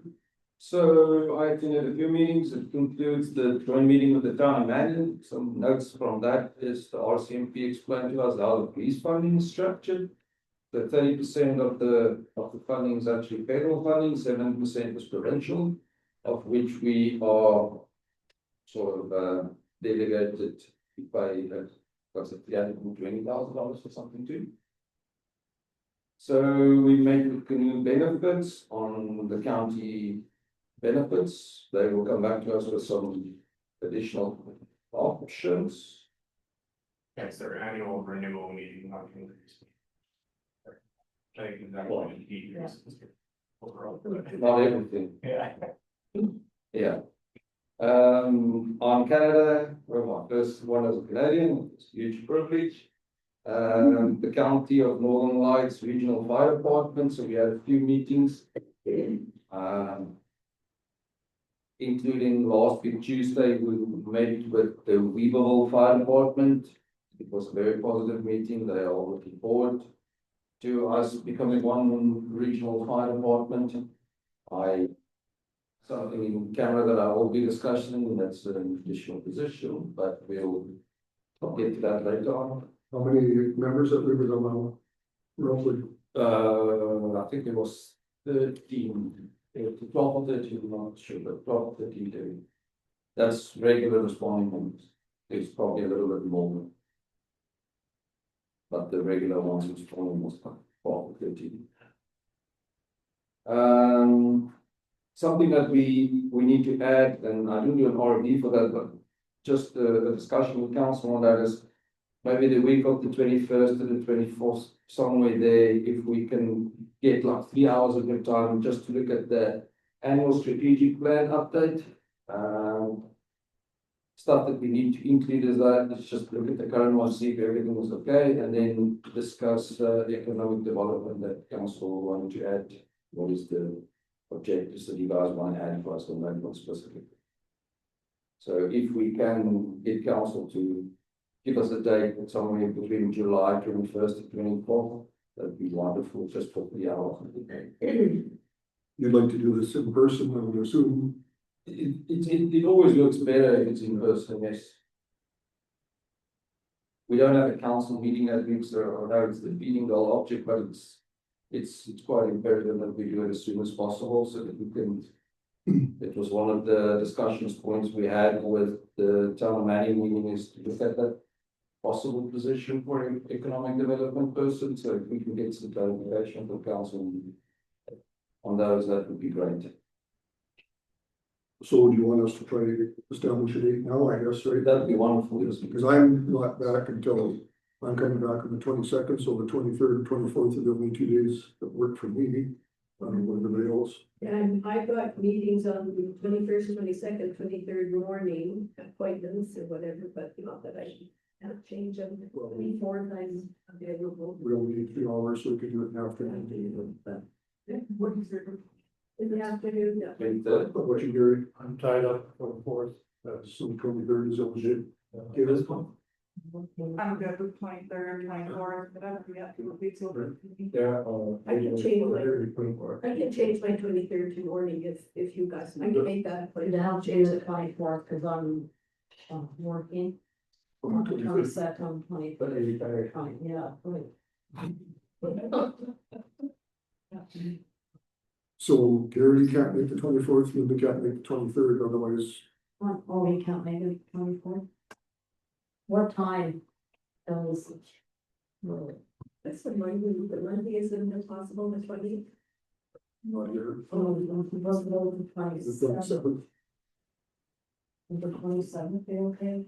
No, because that's, I would have to be remote the 22nd or 28th. Okay, pick a day and I'll just change something around. Well, you're okay, you said either day, 23rd or You 24th. give me whatever you got and I'll. 23rd is So would, any particular time that would help you on the 23rd or Probably, early morning, late afternoon? yeah, You're on high level, or you? I'm in high level, yeah, 22nd, 23rd, so it'd have to be, The morning of say, 23rd? 2 o'clock, or 2 o'clock in the afternoon on 23rd. Cause then I can leave there by by noon, I can't fly, but I can drive in 2 hours, you know. At 2 o'clock, On the 24th. the 23rd. Oh, Maybe The 23rd at what time? 2 o'clock? Yeah, that's the best I can do. We'll call it strategic planning, strategic review. Strategic update. 2 o'clock, council chambers. To come back to Keg River again. Yeah, we do that way. You guys done wrong, we've got it here. Hey, Darrell will make a motion for that later. right. And then the last one is just some upcoming meetings, so that's all I have to do. Questions? Okay, any questions from the CEO report? Well, get a motion to accept it for information and set July 23rd. 2 p.m. for strategic update. I'll make my motion. Okay, Councilor Levesky, all in favor? Carried. Yeah. Josh. Takes up half the agenda. Yeah. You're welcome. Thank God. The reason everybody stuck around, I'm sure to be. Okay, so 6.1.2, item K, or pardon me, 6.1.5, item A, the year-to-date budget variance report. Yeah, so this is the most detailed level that you guys get. I did that on purpose just because it's, I think, the first one that you've got for the whole county for the year, so wanted to just highlight all of the areas. I've left you a number of comments just on some things that kind of stick out. Happy to go through them or just accept that you've all read them and take questions.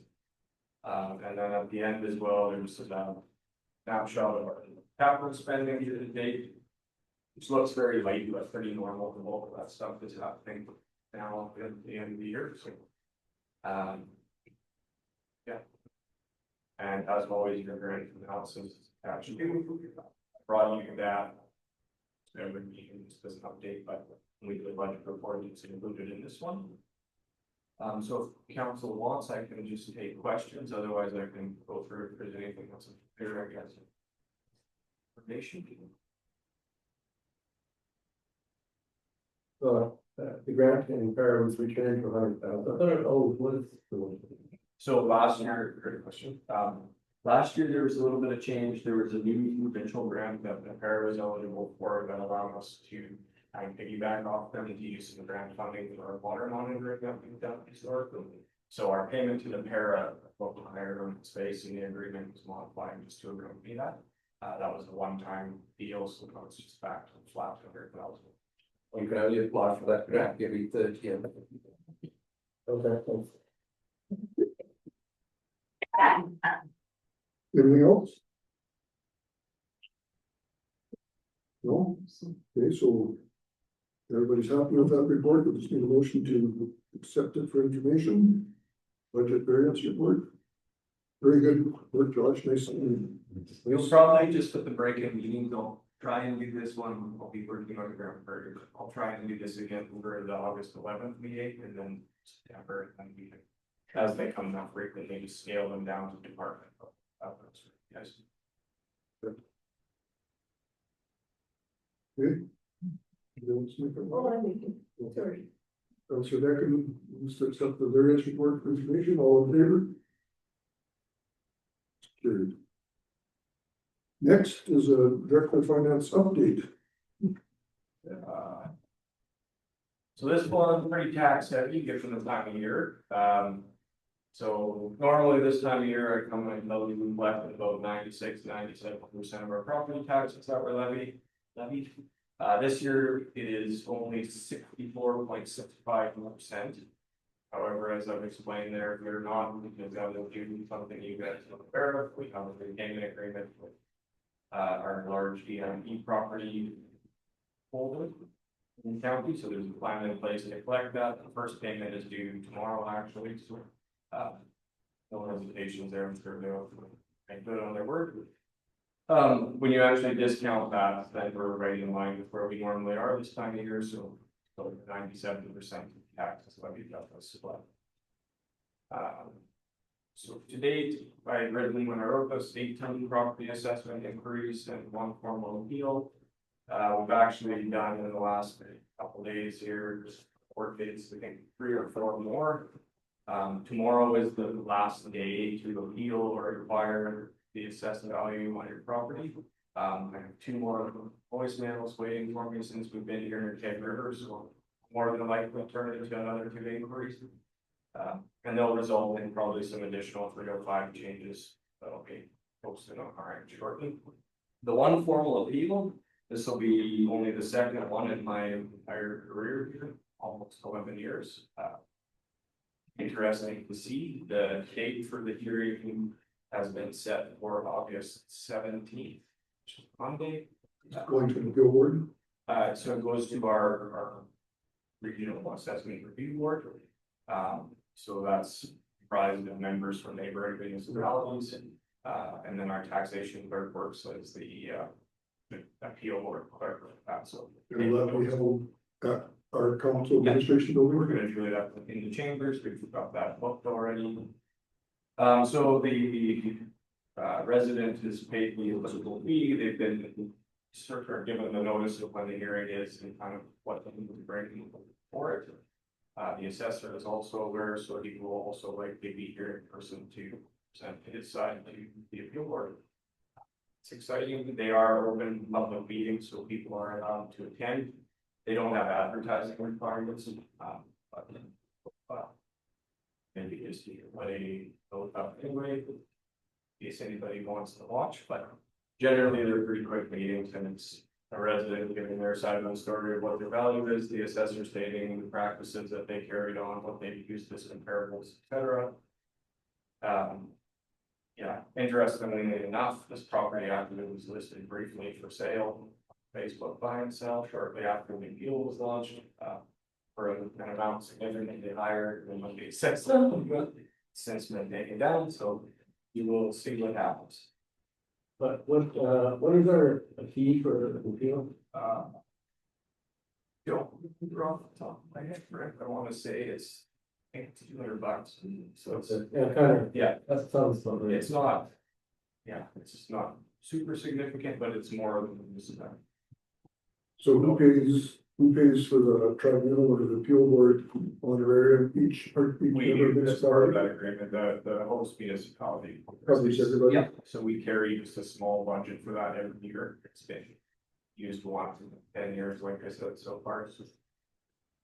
And it's not a lot, there's no prep time or anything, it's just, you have a hearing for 1 person will last, it won't even be an hour from start to finish. They do a written decision at the end.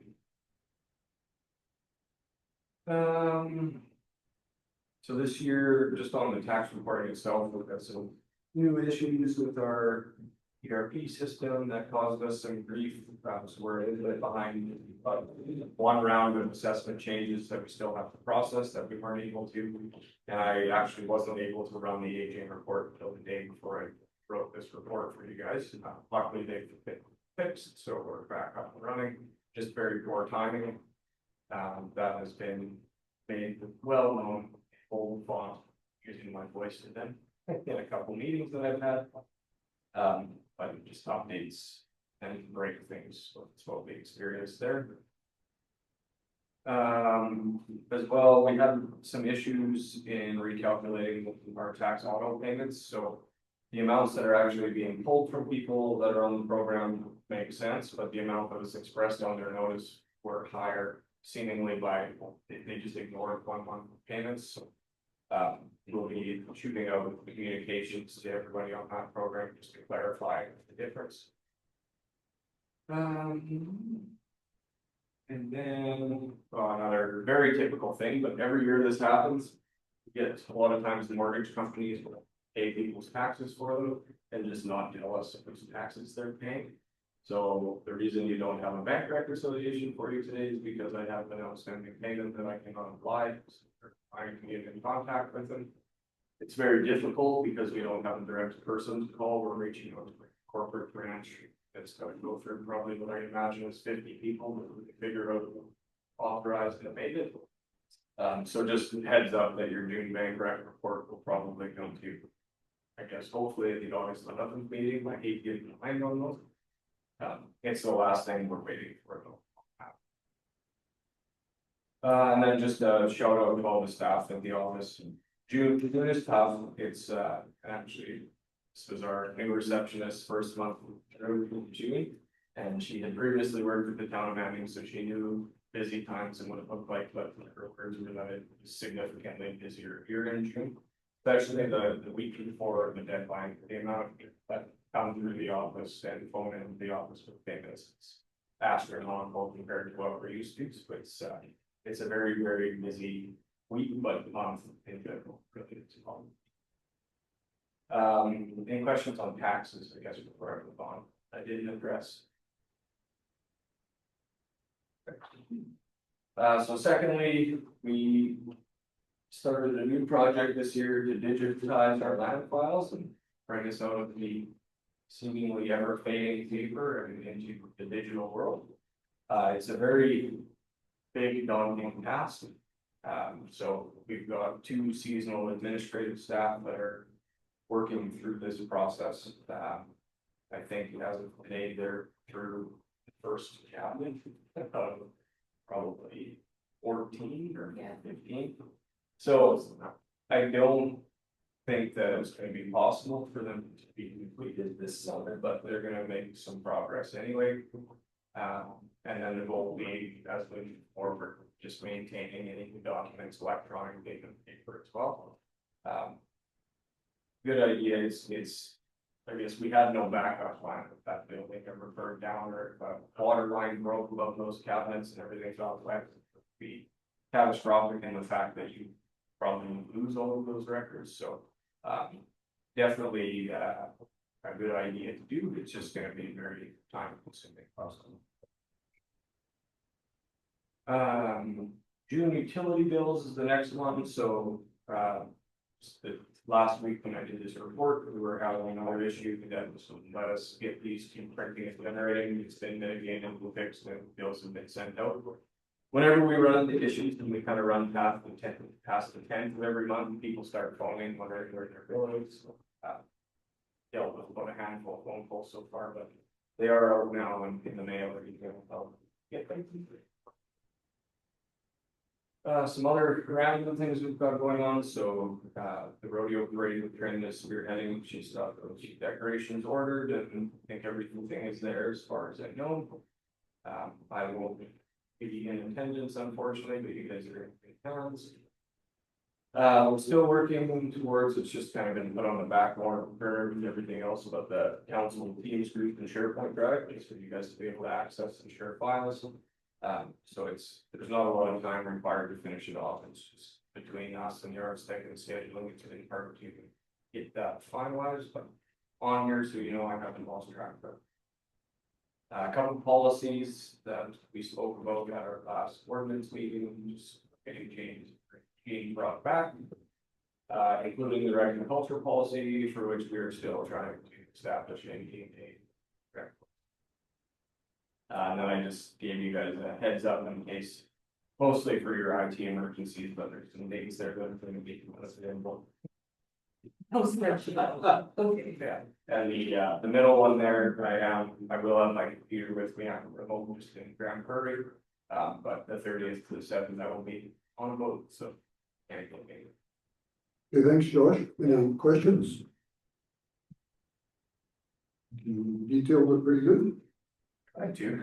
See no questions, you got a motion to accept the finance update, Councillor Reese. All in favor? Carried. Okay, next is the May. Linda's opposed, I don't know why Josh gets more holidays all the time. That is unfair. Yeah. Yeah, especially going to that way. Item C is the May 2026 bank or payment register. Any questions, any highlights, Josh? Highlights, here's what you spent your money on. Here's what it's spending. Nothing really.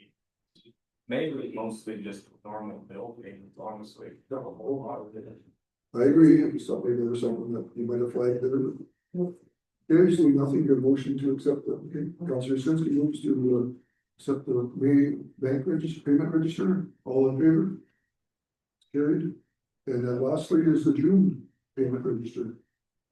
Copy and paste my comments, June was a little bit busier. I think that would be, you'll see the dust control invoices in there, so you'll see a lot of contractors and stuff for doing some of that.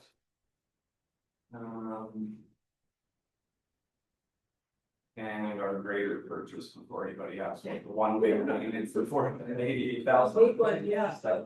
Grader. Funny enough, they dropped it off and just trusted us. Paid for it, so that was nice of them. Trust factor is good with the county. Okay, any questions on that? On board with the stuff. Okay, Councillor Chug makes a motion to accept the June payment register information, all in favor? Carried. Page 2. Skip right down to 6.3.1, Public Works, item A, and DPW report, Charles. Yes, so this is a little late, it's like a lot of it within here, what we have, but. Gravel program, have been stated on to let America do. Should be done today, if not already.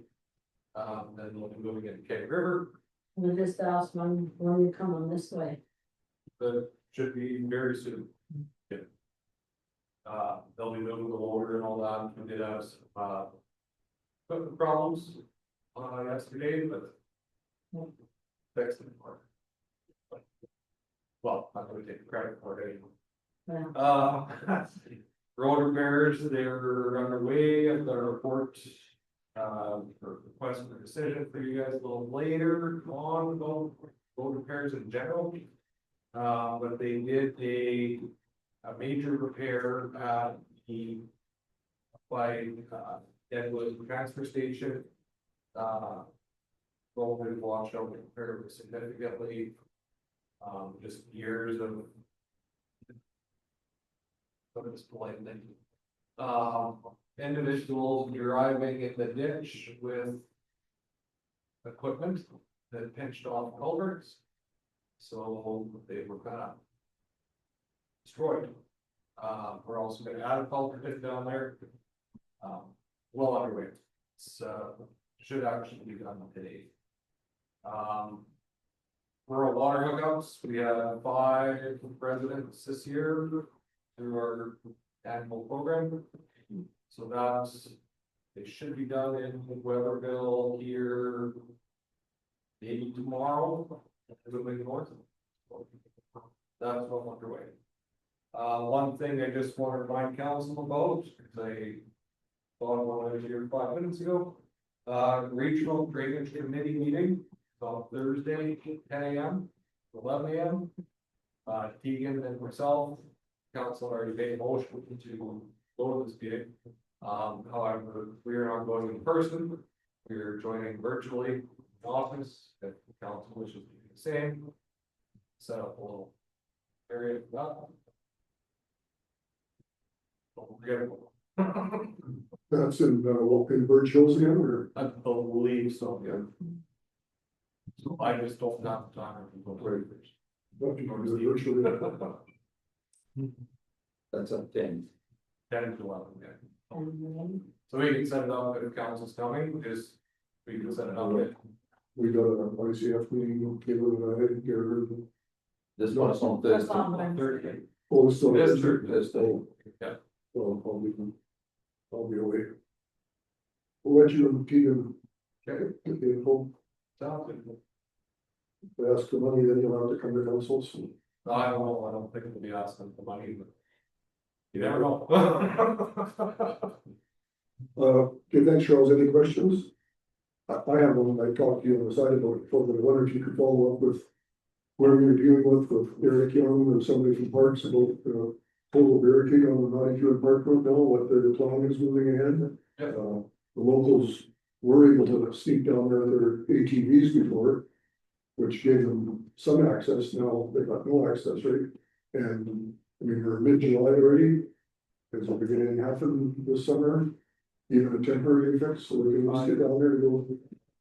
I've not heard anything. You know, but I don't know who you reached out to before, but you could just get an update from them. Yeah, no, I will reach out to them. Any other questions? Get a motion to accept the DPW report? Councillor Albisky, all in favor? It's carried. Okay, moving down to item B, request for a decision. 26.32. Brad. Yeah, so our tender for crack seal national roads has closed. We received one submission from AAA Striping and Seal Coating Service. The total, or don't be shocked on this, but the total entire tender was $79,567.95. Now, we include in those tenders deletable items for line painting. So once you take the line painting out and just the crack seal is $44,097.89. We put the line painting in there for if it comes in at a good price, we will be forward with it, but this year it was not. So is this for all of our actual roads, municipality, like Bridging down the road, all the way down to Weberville? Yeah, so it's, yeah, furthest north is the chin, we don't actually crack seal this one up. So, So, I mean, I like to stay under budget, but I also think, and I know personally from the Chinchon Road, that a center line is very important. It's like there's no shoulders in our road and there's not other traffic. I will. I mean, if we wanna have this discussion in camera, cause I can't tell you what the price is, right, cause it's easily derived. That's, You can't tell us price of what, like, I can't tell you the individual price of the line painting, yeah, but each section of road. Because then you will know what the unit price is and their competitors can come. so you can break out to particular roads, Yeah, so you don't have to, I mean, some of the math tells you 79,000 minus whatever to equal yeah. 34. They're That's- different, But right? that's everything, though. Yeah, that's everything. Okay. Yeah. Well, we could be doing kind of, I guess, if you wanna. Yeah, cause I can tell you what it is in camera, then we'll not say it publicly. Yeah, so, You don't, should be picking and choosing. Well, like if you wanted to pick a few different roads, but I remember, I didn't give you 2 seconds. well, I just, I'll only use an example, say the UFA service road. Yep. Is that critical to have a center line there? I mean, it's not a bad thing, but It used to. yeah, no, I understand it used to. But I mean, it's a slow speed zone. Well, as compared to the Chinchana Road or maybe Loveland Road. So if you include the line painting for the chin road, you will be over 12. By about $10,000. Even higher than this price, maybe? No, over budget, If budget you 50,000. just do chin road, it'll be over by 10. Yeah, I get you. Well, we'll discuss it in camera, and we'll make a motion when we come out of camera. Okay, what, for your, Yeah, we can do that. for RFP, so We want to talk about it. yeah, so let's just, we'll just table that till after the county. Okay, so then the next one is item C, the Sim subdivision, internal road. Yes, this is, that's just. Gary and I spoke about the really pretty young but. So there's a subdivision in the middle area. The road. Road was built by a developer. We never built to specification, you, their organic material were used in parts of it. County. Some reason, that. You know, fault of anybody, I don't, operating, but they just assumed it was. A county road, because it's attached to the county road, so they started making. And then it just never stopped. They, at one point, the road was so bad one spring, they had to put rig mounts down. Just for the residents to access. I've attached in here the agreement in North Road. They're fairly lengthy agreement. The if I can just direct your attention to number 3, the construction completion certificate was required, that was never completed, and it was submitted rather. Security in form and amount to settle the schedule B was never, I have no record of. Which number are you looking at? Nope, we're going to So there's the highlighted ones in here. Yeah. So, okay. So number 5 was the security being provided. Item 6.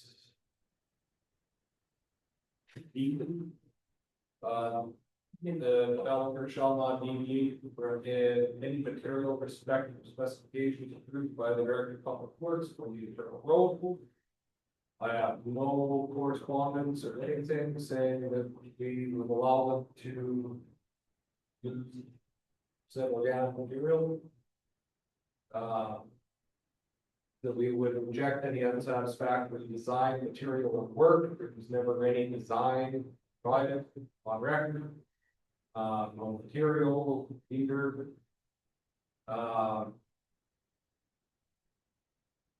The order that any unsatisfactory work be re-executed at the developer's cost. Once again, no record of any of this.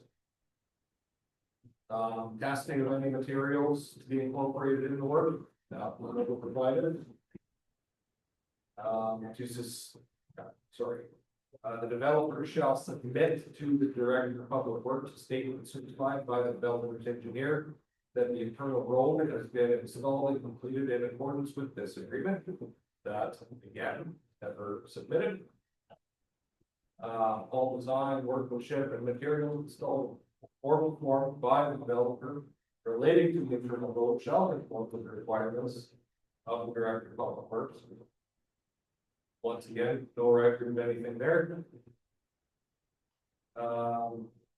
During the construction and installation of the internal road and the maintenance period, developer shall be responsible for keeping the internal road in a reasonable state of repair and in fault of the developer keeping the same in repair. The developer shall be liable for all damage sustained by any person or corporation by reason.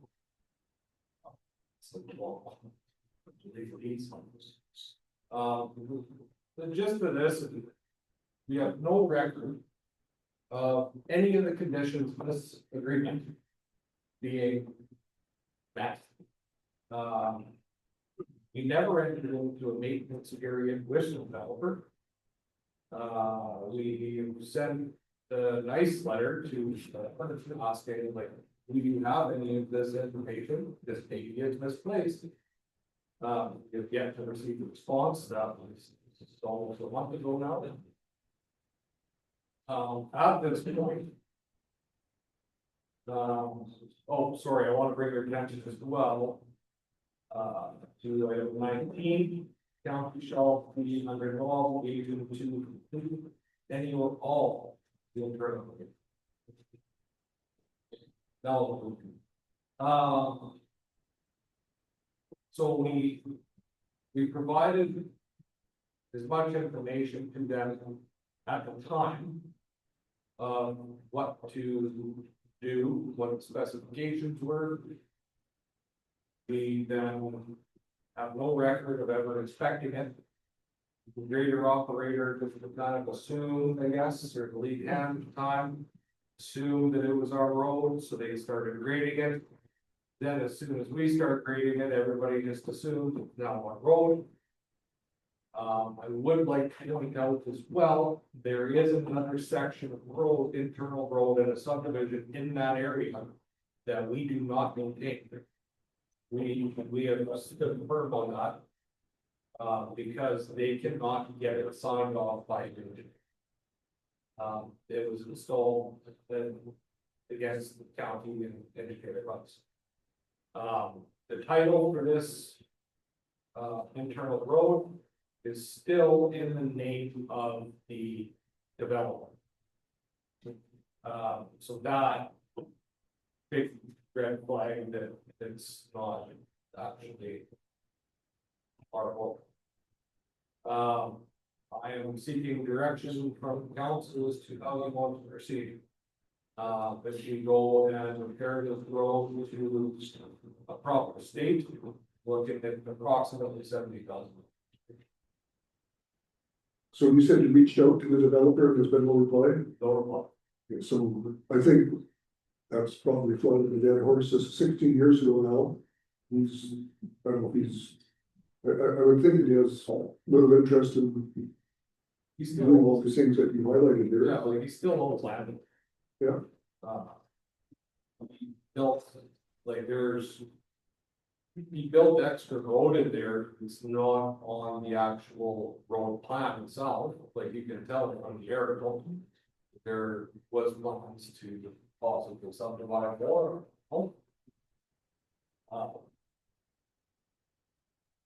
Yeah, I just. Is there Can I make a comment? is there development, is there development on those lots?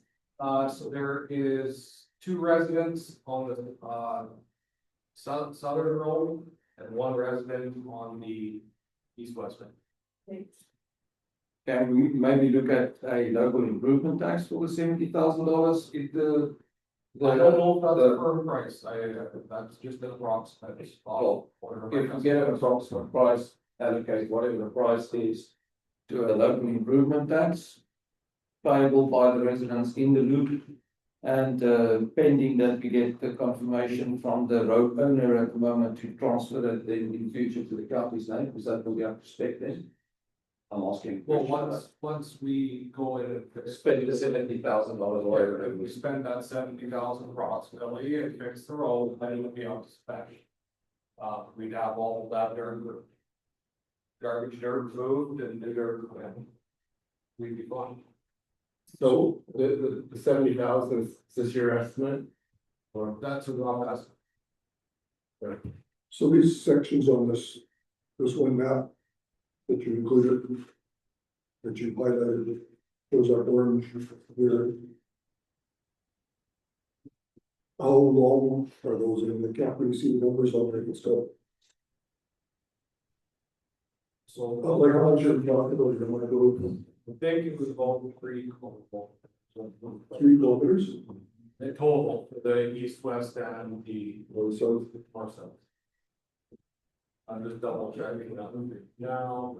I checked it out, there's actually 2.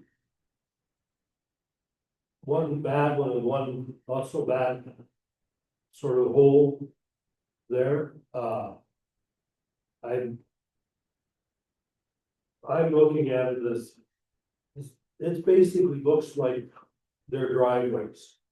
You know, like there's only the three different houses that go there, it's to a.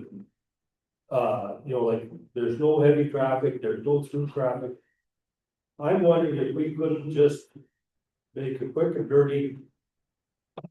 Dump a couple loads of pit run in there. And I know it's not up to stuff, but it's not like it's not like a heavy traffic road. See, like then later on this fall when it dries up there. Get shaped, reshape it a little bit there, it's sunk out a little bit. So we've done that already a few times. My concern with this is we are touching roads now that are not ours. We are not. I think, Right?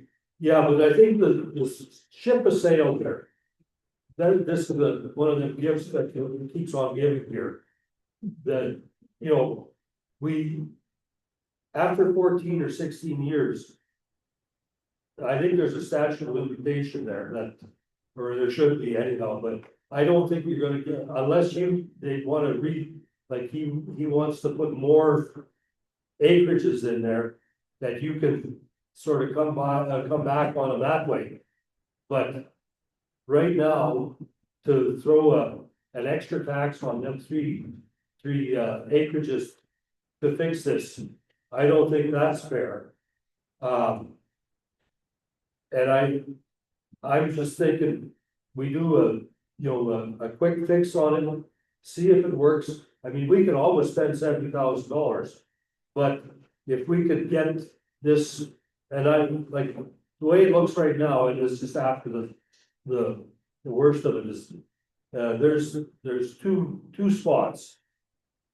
Maybe, I don't know, either just dig out them two spots, if not, just dump a bunch on there and see how it goes, because we can always clean it out. But I mean, those guys are taxed fairly high right now. We gotta, and if it really isn't their problem, that was something that happened. That should have caught a long time ago, and I just think if we could try the quick and dirty way and see how it works. If not, well, we could always do that. But it wouldn't cost us that much to, be done in-house. And like I said, and I understand what you're saying.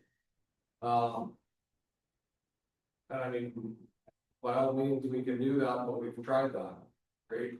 We've been down that road before, where we've put pit run in the road and we're still fighting the same fight. Not the same road, other. No, same road. Same. Yes, we have dumped pit run in this road. Yeah. And the one, like I said, at one point, we apparently, and this is before my time.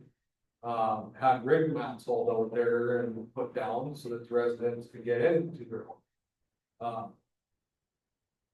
I will do whatever council wishes. I need direction on this. So, fact that we've been maintaining this road for all this time. Could potentially be taken as approval of the road.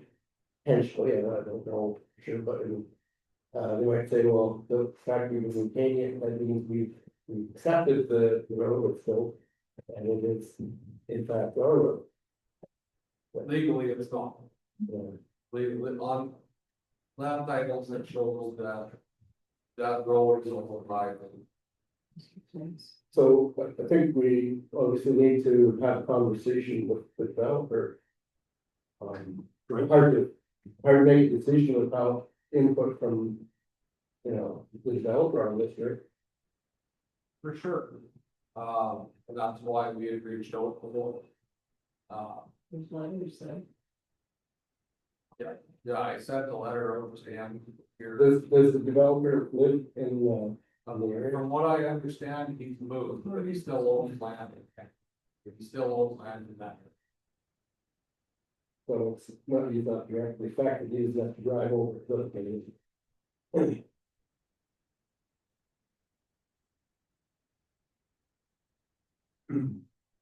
So you're getting a report, recommendation left blank.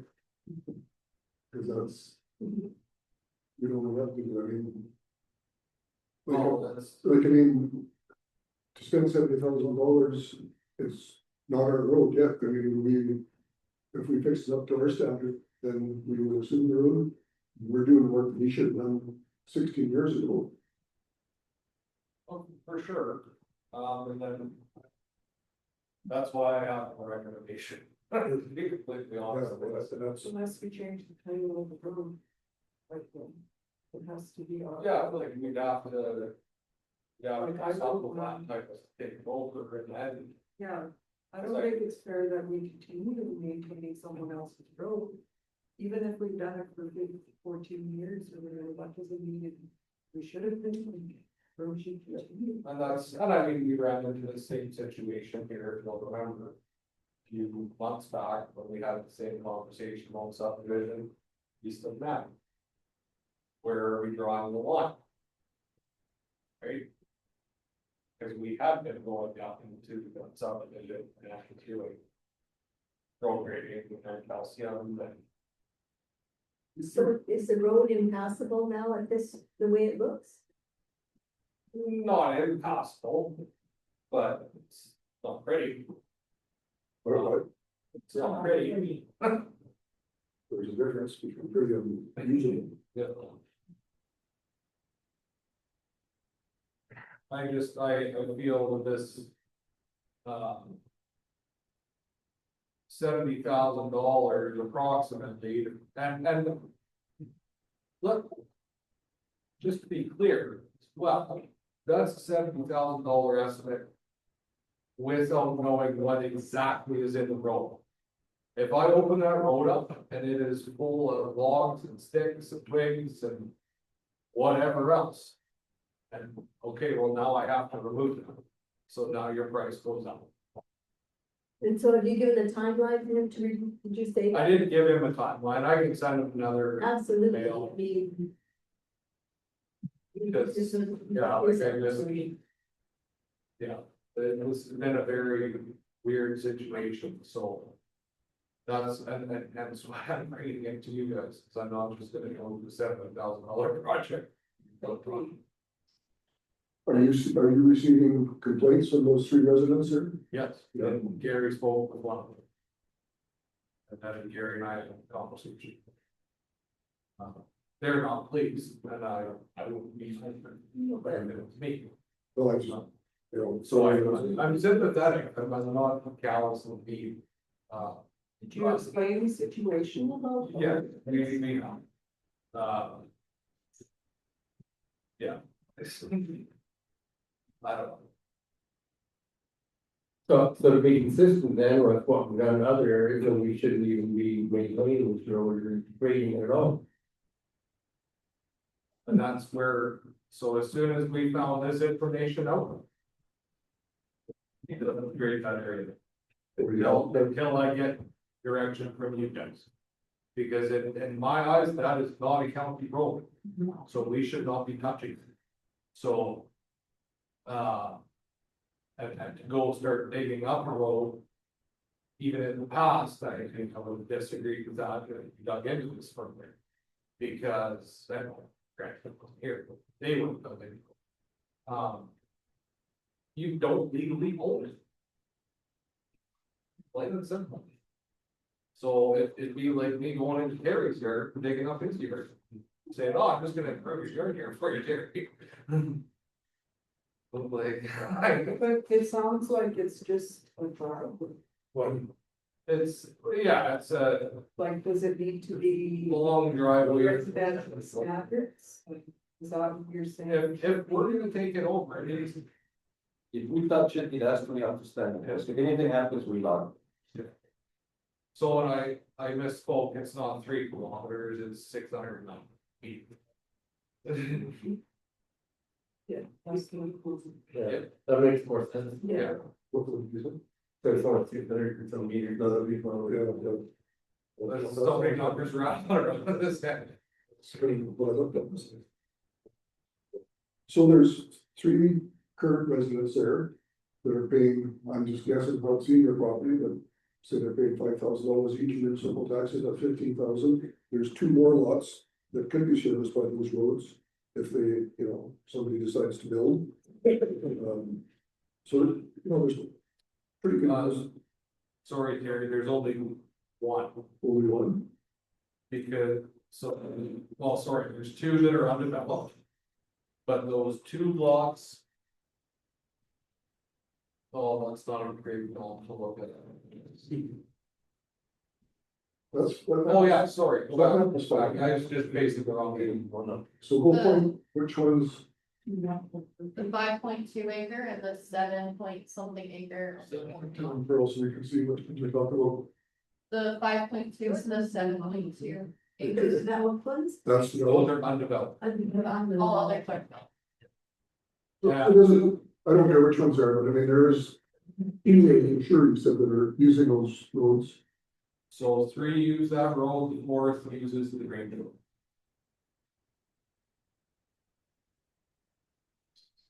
And there's potential, there's none developed lot, but still has potential to be developed, right? For sure, yeah. So I just, you know. What's our return on spending that kind of money for us? I think we have to reach out to the developer when we're trying and, you know, say, look, it's. Well, I don't think legally we can even do anything there, though. But he does, he has it, we have no business on that property. At this point, I would be that, if that is the route the council wants to go, I would recommend getting a legal opinion. So you say that they tried the pit run fix once before, so somebody obviously. Oh, so somebody just. Not our own, but went steps. Well, they just assumed it was, like, I'm driving by, but yeah, there's problems here, the landowner going into, yeah, your road is messed up, and that's why. But when you go and do major repairs or things now, it's, we don't just go and do it with willy-nilly, like, leave hands, don't just go do something major like that. There's a conversation that's had with myself, and then depending on the size of it, I need this. Conversations. Actually, in the development of this. It's this. It's not a range road. Yeah. Well, I don't see that there's much we can do at this point. Well, I mean, Talk to the developer. He's gonna go silent on it. I guess so, well, the people that live there, they're not. No, there isn't one. Could be going out from here. They're not taking that as their hand, I guess, and civil guys from that. Yeah, well, then they have to do something. yeah, That's what, again, it's unfortunate for them, they kind of probably blindsided, they can never. Not get this into their property and. actually, no, I don't fucking go there, years, but you're for this long, and yeah, I just. It's a messy situation. Like I said, I'm not heartless, but gotta go like. Well. What do we do? I think we just try, reach out to the developer one more time. I could reach out again, I'll send a letter here this week again. And I can bring it back to council. Let's do that. That's And fine. then, What about the people that are. Right, the letter should be sent for that. Would council like me to send a letter to those 3 residents? well, explain the situation. They should be able to, what's going on. They're probably, Well, I have, I know spoken to the one for sure. And I believe I've spoken to 2. I know I haven't spoken. Just sound, just probably got nothing. Yeah, I'll send, yeah. Well, because it's gonna be a different letter. Yeah. Yeah. They don't, if they're gonna assume they need to provide us with some. I'll send a letter to 3 residents. And then I'll send a different letter to the developer. I'll bring it back in the next meeting, or do you want me to wait longer? there doesn't have much time, but Well, that's a month, right? it's a month. Yeah. Yeah, so give us a month. They haven't heard anything. Then we'll have another discussion. Okay. Right, so everyone will motion that, we have administration send letters to the residents and to the developer explaining the current status of these roads. Well, move that. Okay, Councillor Reese, all in favor? Gary, maybe you want to get hold of your people until. Yeah, that's what I'm trying to do here. Pardon me? Yeah. Yeah, it will be wrapped up here in a half hour, if not less. Okay, any camera? We'll do that at the end. Up down, okay, so let me. Okay, item D, another request for decision, long-term dirt supply, that's pretty straightforward. Lots of decisions. 20 minutes? Oh, half hour, So, let me take a break. oh, you want to take a break? No, I'm saying, Oh, okay. I was talking to them, sorry. Didn't realize I was that boring. Okay, so I kind of jumped the gun a little bit on this, but I want to get some direction, I guess, here still from the council. We see an opportunity for creating a long-term dirt school. As the head suggests. The, one of the ideal locations would be within the DML that is held by Long Lake. The land is already mostly cleared. We could. Yeah, just do a little bit of clearing. We are still investigating it a little bit. However, there. If council is okay with it, we could send, and I don't know when your next commission meeting. It's on Monday. Oh, it is. The 20th. Oh, okay. Yeah. If council would like, I could put a request for a commission together. And send it with, or send it to Brenda. To kind of partner in with, not partner, but utilize part of the land that is within Network Transfer Station. They're not using it, their BML is larger than what it needs to be, really. If not, I mean, we could go elsewhere. There's other crown land quarters in that area. We have a hard time finding dirt. It is a constant struggle. Is it within fenced area? I believe it's just outside the fence. Yeah, like it would make sense for there. If not, I mean, then we'd have to get into logging something. Talking with the public land department there, he indicated he has no issue. He said if you can't get approval to do it within the DML, he said he just issue us a DML right next to that's fine for too. That requires a little more investigation and some logging, like I said. But I think it is important for our operations to have secure dirt sources similar to like what we do with gravel pits, right? Like this isn't a gravel pit by any means, this is for clay material. And that can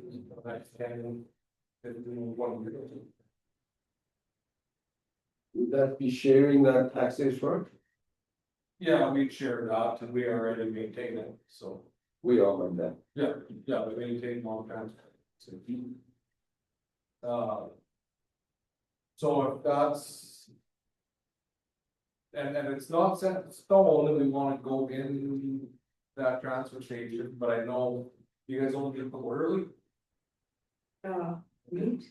Yeah, like the commission. We need monthly. Oh, you guys do. Yeah, we're back to monthly, we're bi-monthly. Yeah. I thought there was some. I have a question about that, like, so it is up to Long Lake? Since they will use, Yeah, the DML is held by the Long Lake Commission. okay, Yeah, so I can see, yeah. There you go. We want to. it's, at the end of the day, it's the commission. Yeah, okay. Great. So it would just essentially be a letter from the commission saying. Yeah, we're okay with you utilizing as long as you don't disrupt operations or then we would. But, we are still investigating in the area, so if you're meeting monthly, we can just kind of push this off until we have a further idea. Yeah. Cause if I had more, Wait a month. Yeah. Then you'll have more information when you. Yeah. Want to still go ahead with it, it'd probably be a good idea to communicate to them. okay, yeah, I can. Yeah, is that about month? You want me to come to Mondays? Like, is there anything really for me? I know one thing probably, but. Oh, well, I'm just saying, like, you'll scope it out. in a month. Oh, I see. Right. Oh, okay, yeah. Yeah, no, we'll put a pin in it for now. Sure. Once I have a better idea, because we might not even need to deal with the convention when we decide to vote. So Right, yeah. this was just, we seen this Not walk, ideal. a really good indication of a really nice dirt, and we got excited. Sure. So Charles, this dirt source, I mean, it's kind of central, but not real central, so say if you had a culvert in place in Keg River here, or From there. can you still source dirt locally if you can, like you have been doing? Yeah, we'll try to, and so something I think that we should start considering is doing. Is holding some of these DMLs ourselves for that purpose, for their supply around them, not just in. But start looking at areas like the Keg River, the areas where we have may have a hard time getting, right? Fine. Sometimes it's not too bad, like there's some in the east valley, that are really good. As well as that North Star area, but it's that Deadwood Rockwood, it's kind of hard to run. That's why we started with this. Okay, so we'll get a motion that administration will have a presentation for along the way. Yeah. We'll just continue investigation at this point. Okay, Yeah. but I mean, that's the attempt, it's eventually put together a report. Yeah. That you can take to a board meeting. Okay, so just continue to investigate potential long-term dirt supply. Identify long-term dirt supply area. Who wants to get that motion? Gary? All in favor? Carried. One more. Moving down to 6.4.1. Request for decision on the fire hydrant replacement. Yes. You're not quite done with me. During the winter, there was significant damage to a fire hydrant north end of Main Street, Dixonville. Not 100% sure how that would occur, but it is operable at this time. We got a cost estimate to replace that fire hydrant. It's $24,163.19, excluding PST.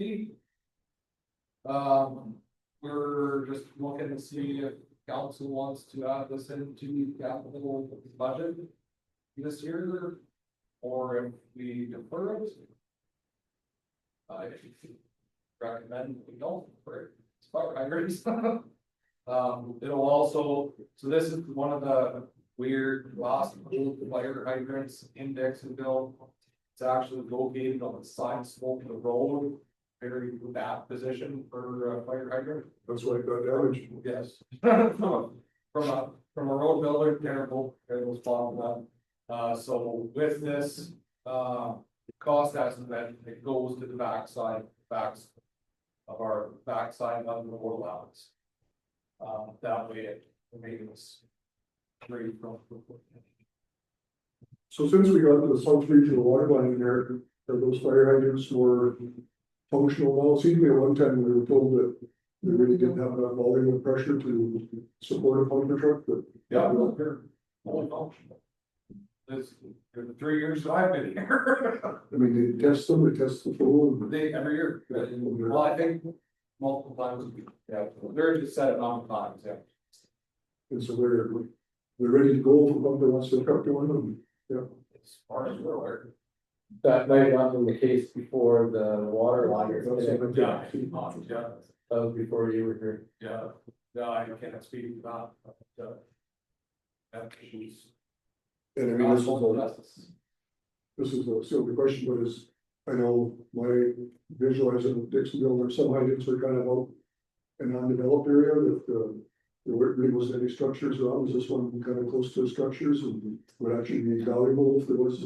Yes, it is. Well, then I think it's kind of a no-brainer that kind of hydrant system, but doesn't, doesn't work, that's maybe the worst nightmare. Yeah. Yep, north end of Main Street, too. How many hydrants is there? Well, off the top of my head, I don't know, there's only two, I believe, on that section of the street. That's the eight column. Yeah, I agree, if we need to replace it. It's not functional. That might go sooner or later, right, that's. It's got 24,000 on worse things. Okay, any further discussion, well, it's not a decision. Seeing as it wasn't tax or whatever, we do have a fire specific reserve as well. Right, maybe so it's funds there. We never. Okay,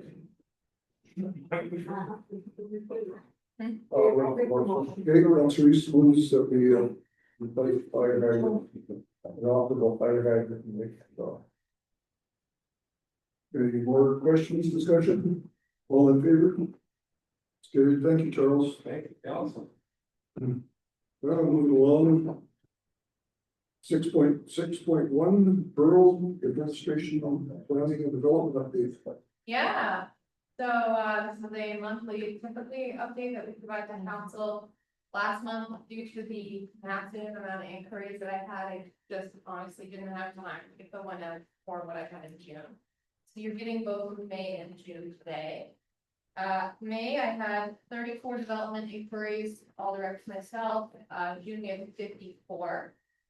One of those went direct to ISL, the third to myself and Josh. 3. Out of those, we saw a total between the 2 months of 15 applications and 6 approved development permits. And then in subdivisions, we saw 14 inquiries in May, 19 in June, all of those received by myself. 1 application in May, 2 in June, 3 notice of decisions were issued in May. 1 of those endorsed in May, 1 of those endorsed in June.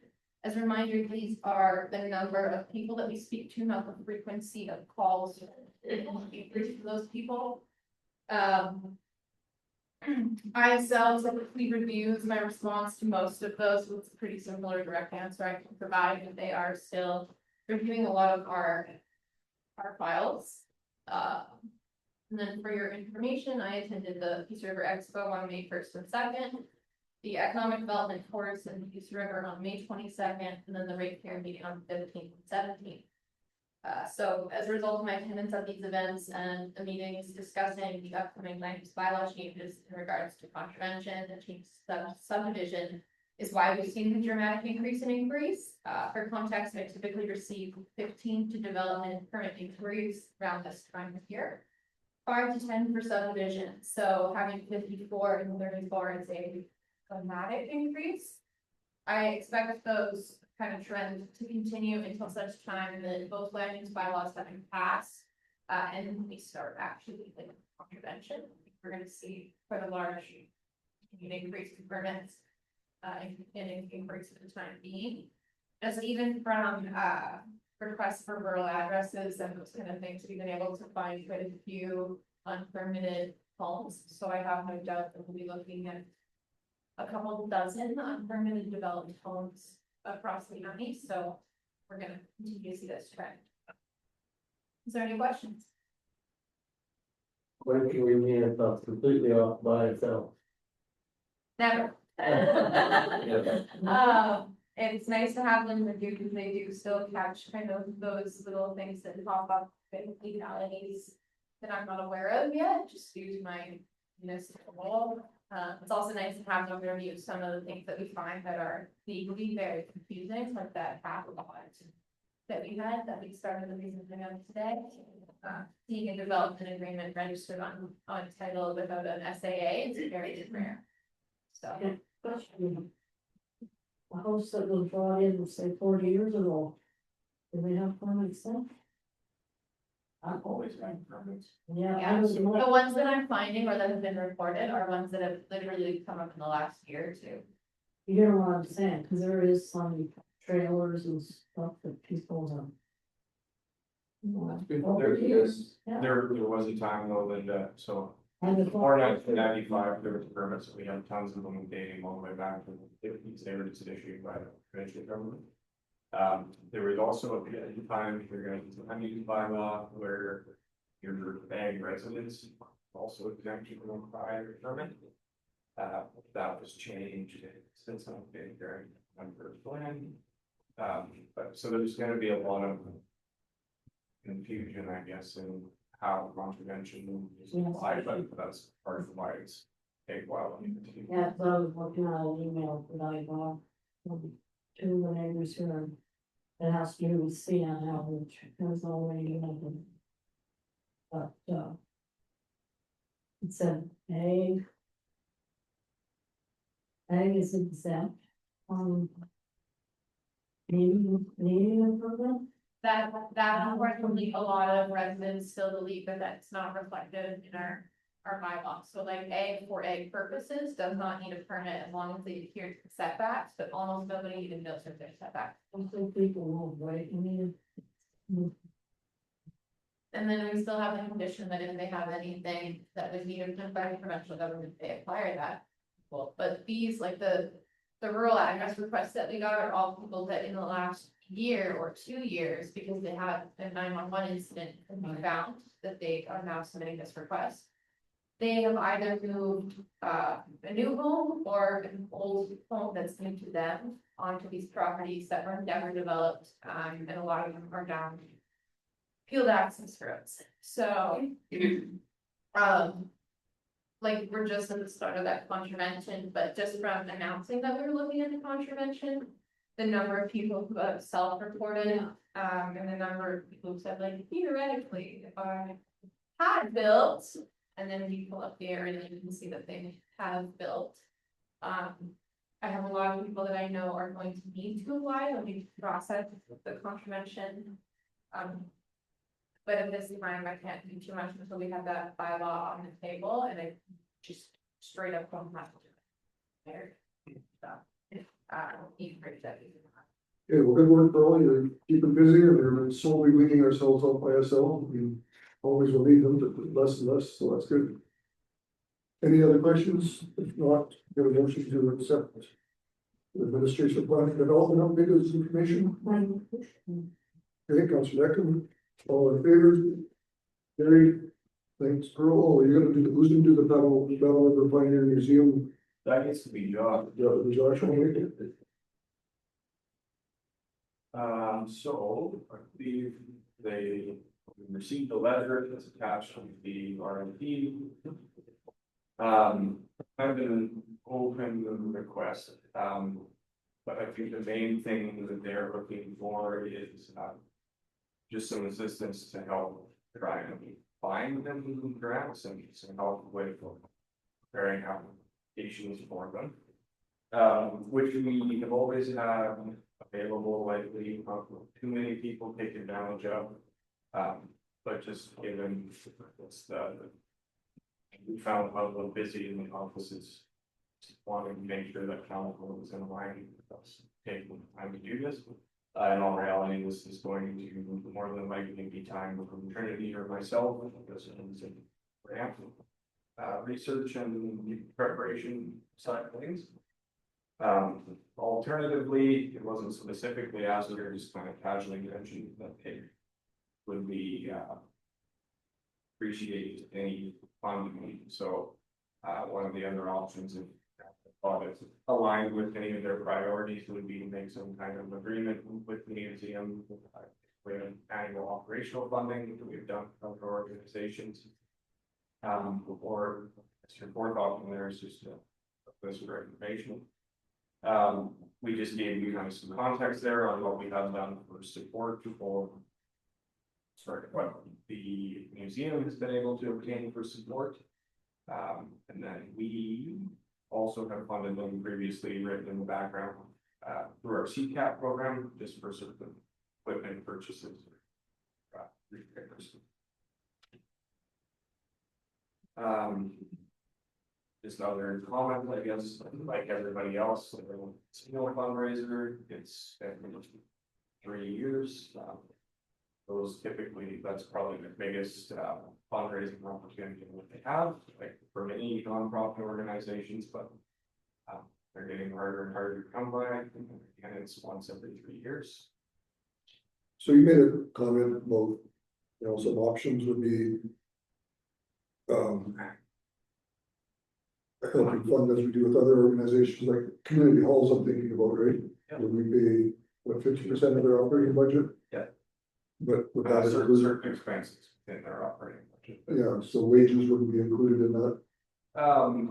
We don't pay wages for anything under the hall funding Right. specifically, but we pay for maintenance costs. So I'm just looking at theirs, wages is just about 17,000. They have some cleaning. Blah, blah, blah, so probably, if you take that out of their budget, we're down to less than $50,000 then. So if we were to enter a similar agreement with them on audited expenses. That would be a huge help with them, right? If we treat them as we do a community hall or. I mean, this is an organization, they're the borders of the town of Manning.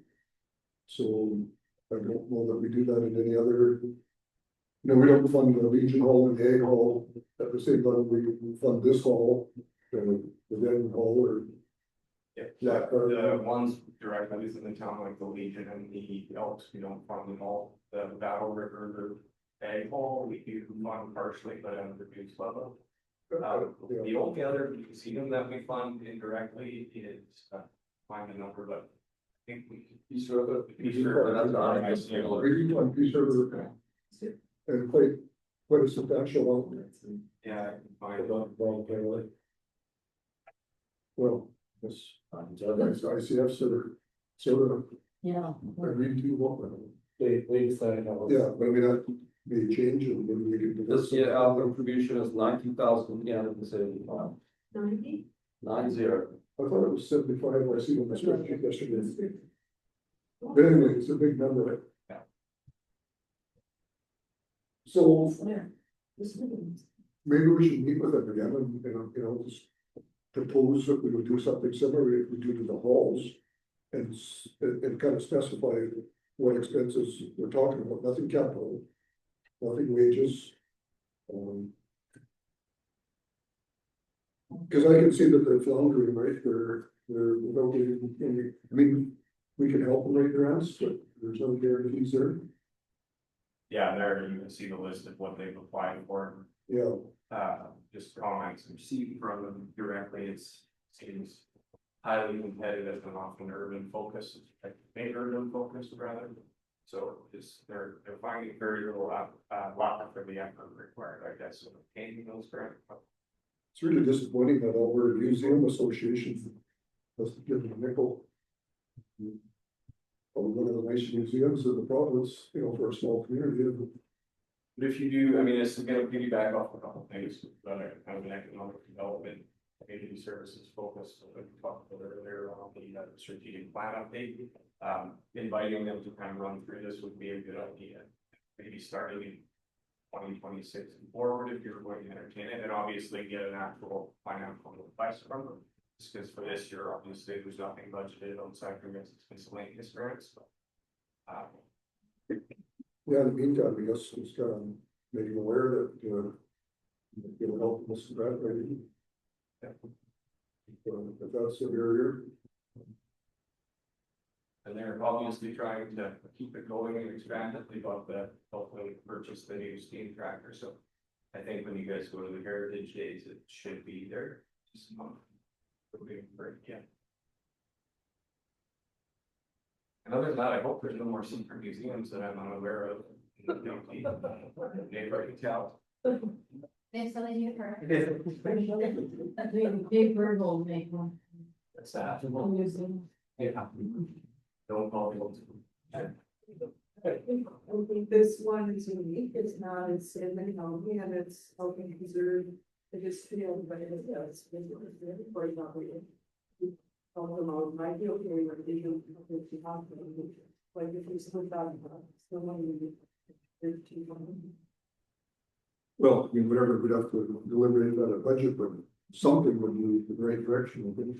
Whether it's 20,000 or 30,000. Or maybe help them land a big grant. So what do we want to do with this, and we'll just, what would you recommend, Josh, that we? We I take think for now, the budget, well, maybe we're inviting them as a delegation to discuss that. you know, Best, I think if that's where you're thinking, just so they can have a more frank conversation about their expenses and ongoing, what it looks like, because this was a snapshot of the last year and not what things look like moving forward.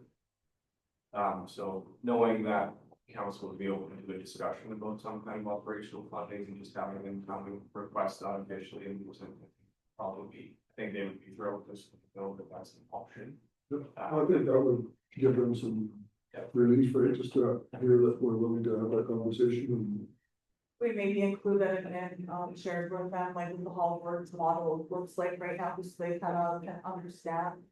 What's included, what's not included, so they have some preparation before coming to council.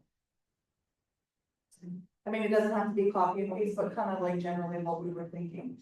You know, yeah, Yep. Because they're probably not aware of it. I think they're in a position though where anything is gonna be much better than nothing, so, but yeah, I can definitely have that conversation. But just so it's really clear in their minds, like it's not gonna come with wages and it's not gonna whatever. so let's get a motion then that we will, reply back to the museum. And suggest that they come to the delegation and we can have a further discussion. You make that motion, the Councillor Decker makes that motion. Or Jessica catch up there.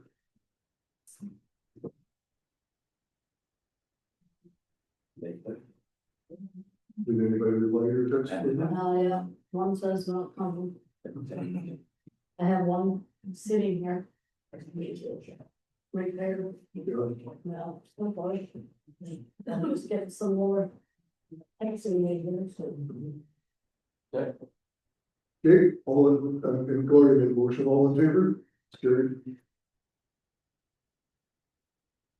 Okay, we can move down to 7.0 for the committee reports. Is there anything new? I forgot to put my name on mine, I apologize for that. Which word over everything? Not word, I want We did, I don't know, give them away. That's the money, look it up. So no discussion or comments, I think motion to accept the word reports. Okay. All in favor? Bill, motion for comment. No. Page 3. Info package. Sorry, Terry, Hang on. we make a motion, Terry, for accept the orders. Councillor Schuster. No? Either. Did you get the info back? That's everything for the war report is one. Yeah, this one. There was only one item in it. Oh,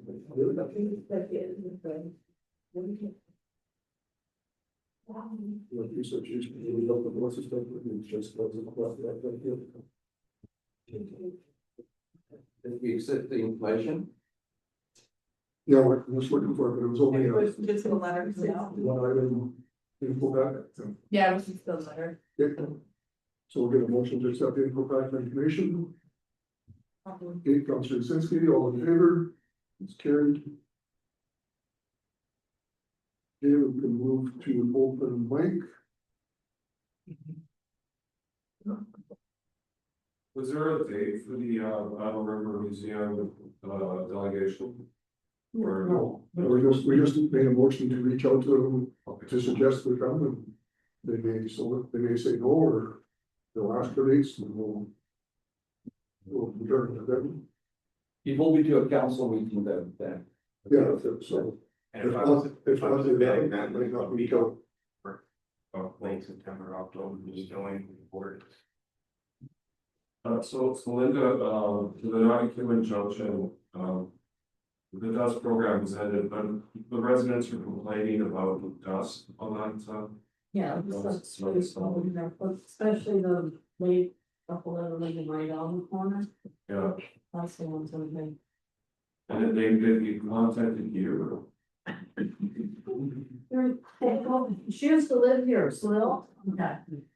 Oh, yes, Everybody- sorry, Yeah, it's just that people, I mean, my people talk to Terry, they talk to John, you don't understand. yeah, She came and talked to me about Richmond, yeah. I mean, part of the council, so to me, we're looking after Yeah. all of it. We're all responsible for the whole county, not this one ward, yeah, one distance. yeah, That's not, yeah, yeah, she did, brought it up there. But actually, another resident besides her about the break here is we. So, yeah. Yeah. Because. We're in the. Policy, we put. What is the policy down, right? So, yes. Brent, you were asking for the Priya minutes, is that correct? No, it's only sharing the community maps. Well, no, exactly there. In the pre-minute, that there was information that was only for committee members. Committee and by committee, do you mean Priya? That, yeah, Yeah. pretty. Okay. we just want to. So I want to know what that is and I want to see it. That's my response. What were the Dixonville wire records? So that's gonna be replaced and repositioned, is that correct? Yeah. And do you have an approximate date for that? That's fine. Okay. I needed the verbal before I go. Contractor. Very well. Good, that's good for me. Thanks. Anybody else?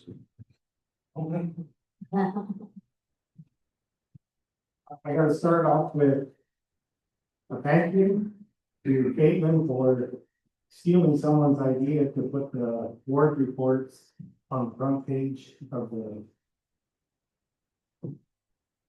county website.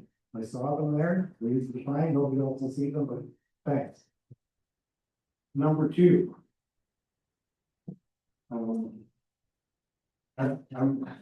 Josh, maybe will help me with this one.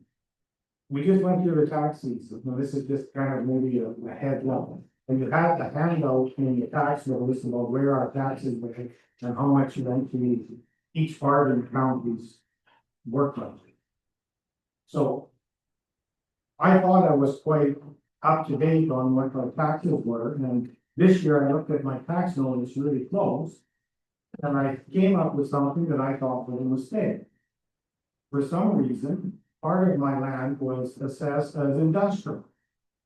So I asked Josh about it, he said, that shouldn't be. And I'm not sure if he's correct with what happened, but I've been paying an extra $75 a year on my taxes that I shouldn't have been paying.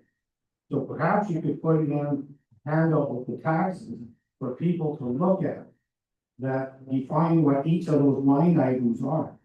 Because I looked at mine, and it's in the residential, school, housing, and all that. And it just completely slipped my mind that there's industrial, but if I'd seen a note in there saying, if you have an industrial or recreational, something else extra on the land, maybe we could look at it. So that would be good information for someone else who's not quite up to date on that.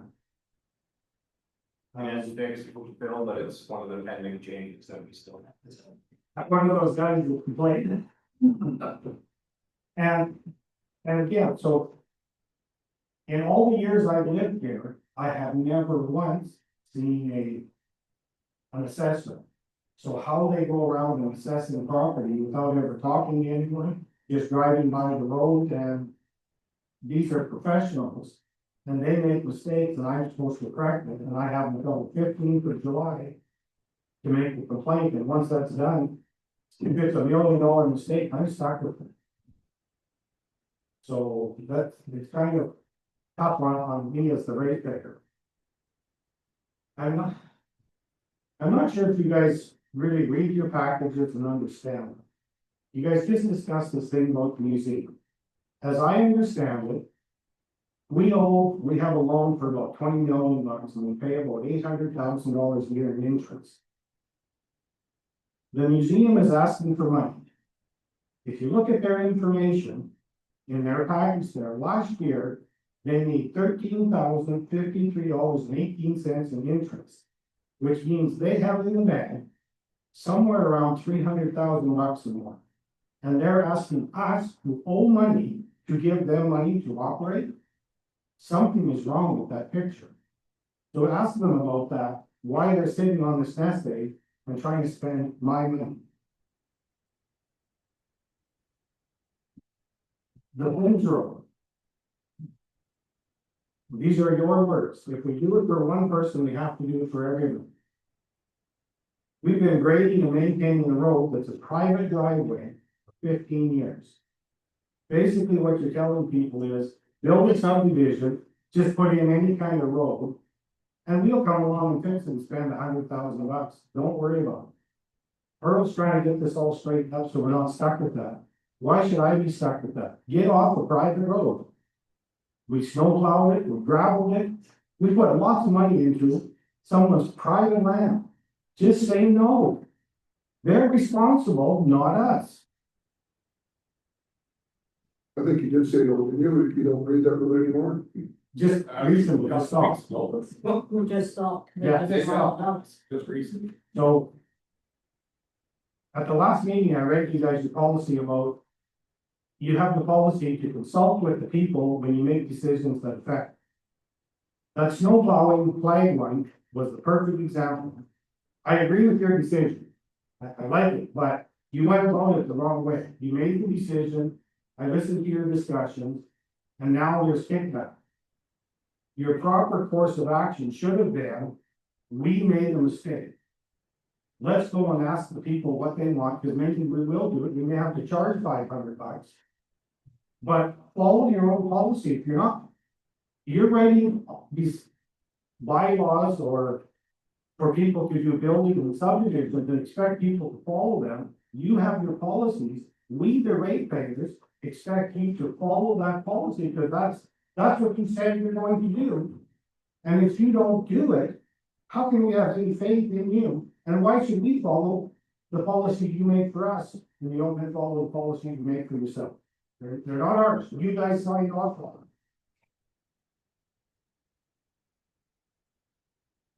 them. This one, I made the comment at the last meeting that I thought Gary was disrespectful to the ratepayers. And I didn't mean, he took offense to them. What I meant was, you have your policy to consult with the people. You have a ratepayers meeting and people can come to the meeting for 2 hours a year. And I've given maybe 5 minutes to speak and then sit down, shut up. You guys just had a barbecue with the neighbors and spent more time talking to them than you do talking to your ratepayers who are your bosses. Something is wrong with that picture. You have the duty to consult with us every time you make a decision that affects us. So we have this thing, you have your committee there with the nuclear energy, whatever you want to call it. We have the referendum. We saw guys say it's non-binding, so we don't have to follow it if you guys said no. But then we want the information, all of a sudden that part is binding. We have to go get more information if you guys say you want more information. If it's non-binding, it's non-binding. So I want to know this. These are some questions I have of nuclear energy that I've never heard you guys talk about. And I've asked them to everybody I possibly can.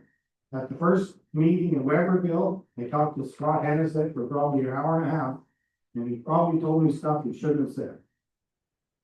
So, have you guys ever asked them, what is the cost of the power they expect to sell? The cost of the power. Yes. Why not? Wouldn't that be a number one thing? Because it's supposed to be beneficial and better for us. Right now, I'm paying 6.8 cents. They're suggesting right now, they're selling for power in Ontario for 10.5. It'll probably be a little bit more by the time they build this. By the time they sell it to the power pool, sell it to the retailer and sell it to us, we're at 16 to 18 cents. 3 times what I'm paying now. How is that good for me? I don't think they would know what the power price would be in 10 or 15 years. No, but they have to have it. This is a $50 billion company. They have to make projections. So they, some of these things are kind of open, so I understand. So I asked everybody again, even John, how much are they going to pay in taxes? And we have absolutely no idea. We don't. So wouldn't you, if you were proposing a $50 billion project, this is gonna be a huge expense. Would you not want to know within a couple of $100,000 what that expense is gonna be before you proceed with this project? Because you're saying it's gonna be an economic benefit to us. The province is the one who sets the tax rate. Why aren't you pushing for them? Just because they're only setting the framework down for. Right, okay, it's gonna, like I said, there's power plants out there, they know what the buildings are, they know what the nameplate is, they know all of that. They can come pretty close. For a $50 billion project, they're gonna come pretty close. 100 billion, so. It's up to $100 billion, so it's double since I talked to them. Yeah, so, So Phil, to answer your question about the power rates, that's all gonna depend. They can get direct subsidies of tens of billions of dollars, then the power is probably gonna be comparable to anything else. If they have to pay for it through a guaranteed power rate, then the power rates are gonna be much higher. Right. So it's wherever they can get the money. okay, so I asked Bob this question. Can this project go ahead without government funding? No. If the government of Alberta or some government does not guarantee to buy their power at a set price that they can make a profit, this is a no-go project. And me as a taxpayer do not want to backstop a private company with a guaranteed income for the next 7 years. Because every government employee that's written a contract has screwed us, the taxpayers. In 40 years, some new power plant might come up that makes nuclear obsolete. We're gonna still pay for nuclear power for another 30 years with them being shut down. So we've just gone through a horrible experience and haven't learned anything from it. At the last meeting there, we're looking at roughly $4.5 million in tax revenue and penalties that the oil companies have forfeited on. And there's no way we can collect on. And the government is looking at ways to fix the problem now after oil is done in our area. So here's my question. Are you asking the provincial government, what rules and regulations are they putting in place that if the nuclear power plant just says, we're not paying taxes, what can you do to collect the taxes? You can't go and take over the power plant. So why isn't your provincial government doing something like, you want this power plant? If you forfeit on your taxes, and we're gonna be the guys sucking the hind kick on this one, we get to guarantee your power sales right off the top. If they cannot guarantee that we're gonna get our taxes, why do we want that in our county? Because it's gonna be a drain on us, not an economic benefit. And why isn't anybody asking these questions? You've been going to all these nuclear meetings. These are the ones I had a year ago. You've been in this for 2 years. These are the most important things. I can tell you what Energy Alberta said, or I think, Energy Alberta, it was one of the meetings that the plant in Ontario. One of the plants pays $3 million a year. But that's just what they pay now. Their tax system is set up in Alberta. Right. So the other question I asked What would happen if the county said he didn't want the nuclear power plant? Or our little region? This is what Scott says. The premier would be up here the next day offering a whole bunch of stuff to allow you to put the plant in. What did you guys do? This Prada, Spree, or Prada, or whatever. You guys just bend over and hold your pants down and says, we'll take whatever you're giving us. You guys are going about it all backwards. You're terrible negotiators. We have no say whether it goes or not, but we do have a lot to say. Just like I said, what happens if the Aboriginals say no? He says then the government would really open their wallets. So the Aboriginals would say, no, we're not gonna get it until they get their fair share of the profits of it. Well, what they do, Phil, is they have two communities fighting each other. You guys don't take it, we'll take it across the river. That's their strategy to get around it. Oh, okay, so, but we've gone with 8 different regions here, and we've all got together and said, we all want. I think there's a lot of people that actually do want it too, but they're very silent, they don't come to these meetings. Well, yes, there are some people that want them. There are. I You know, like, agree. we look at all the economic benefits as well. They just don't have the time to come to these meetings and look at all the disadvantages that you seem to be looking at. There's a lot of advantages to it as well.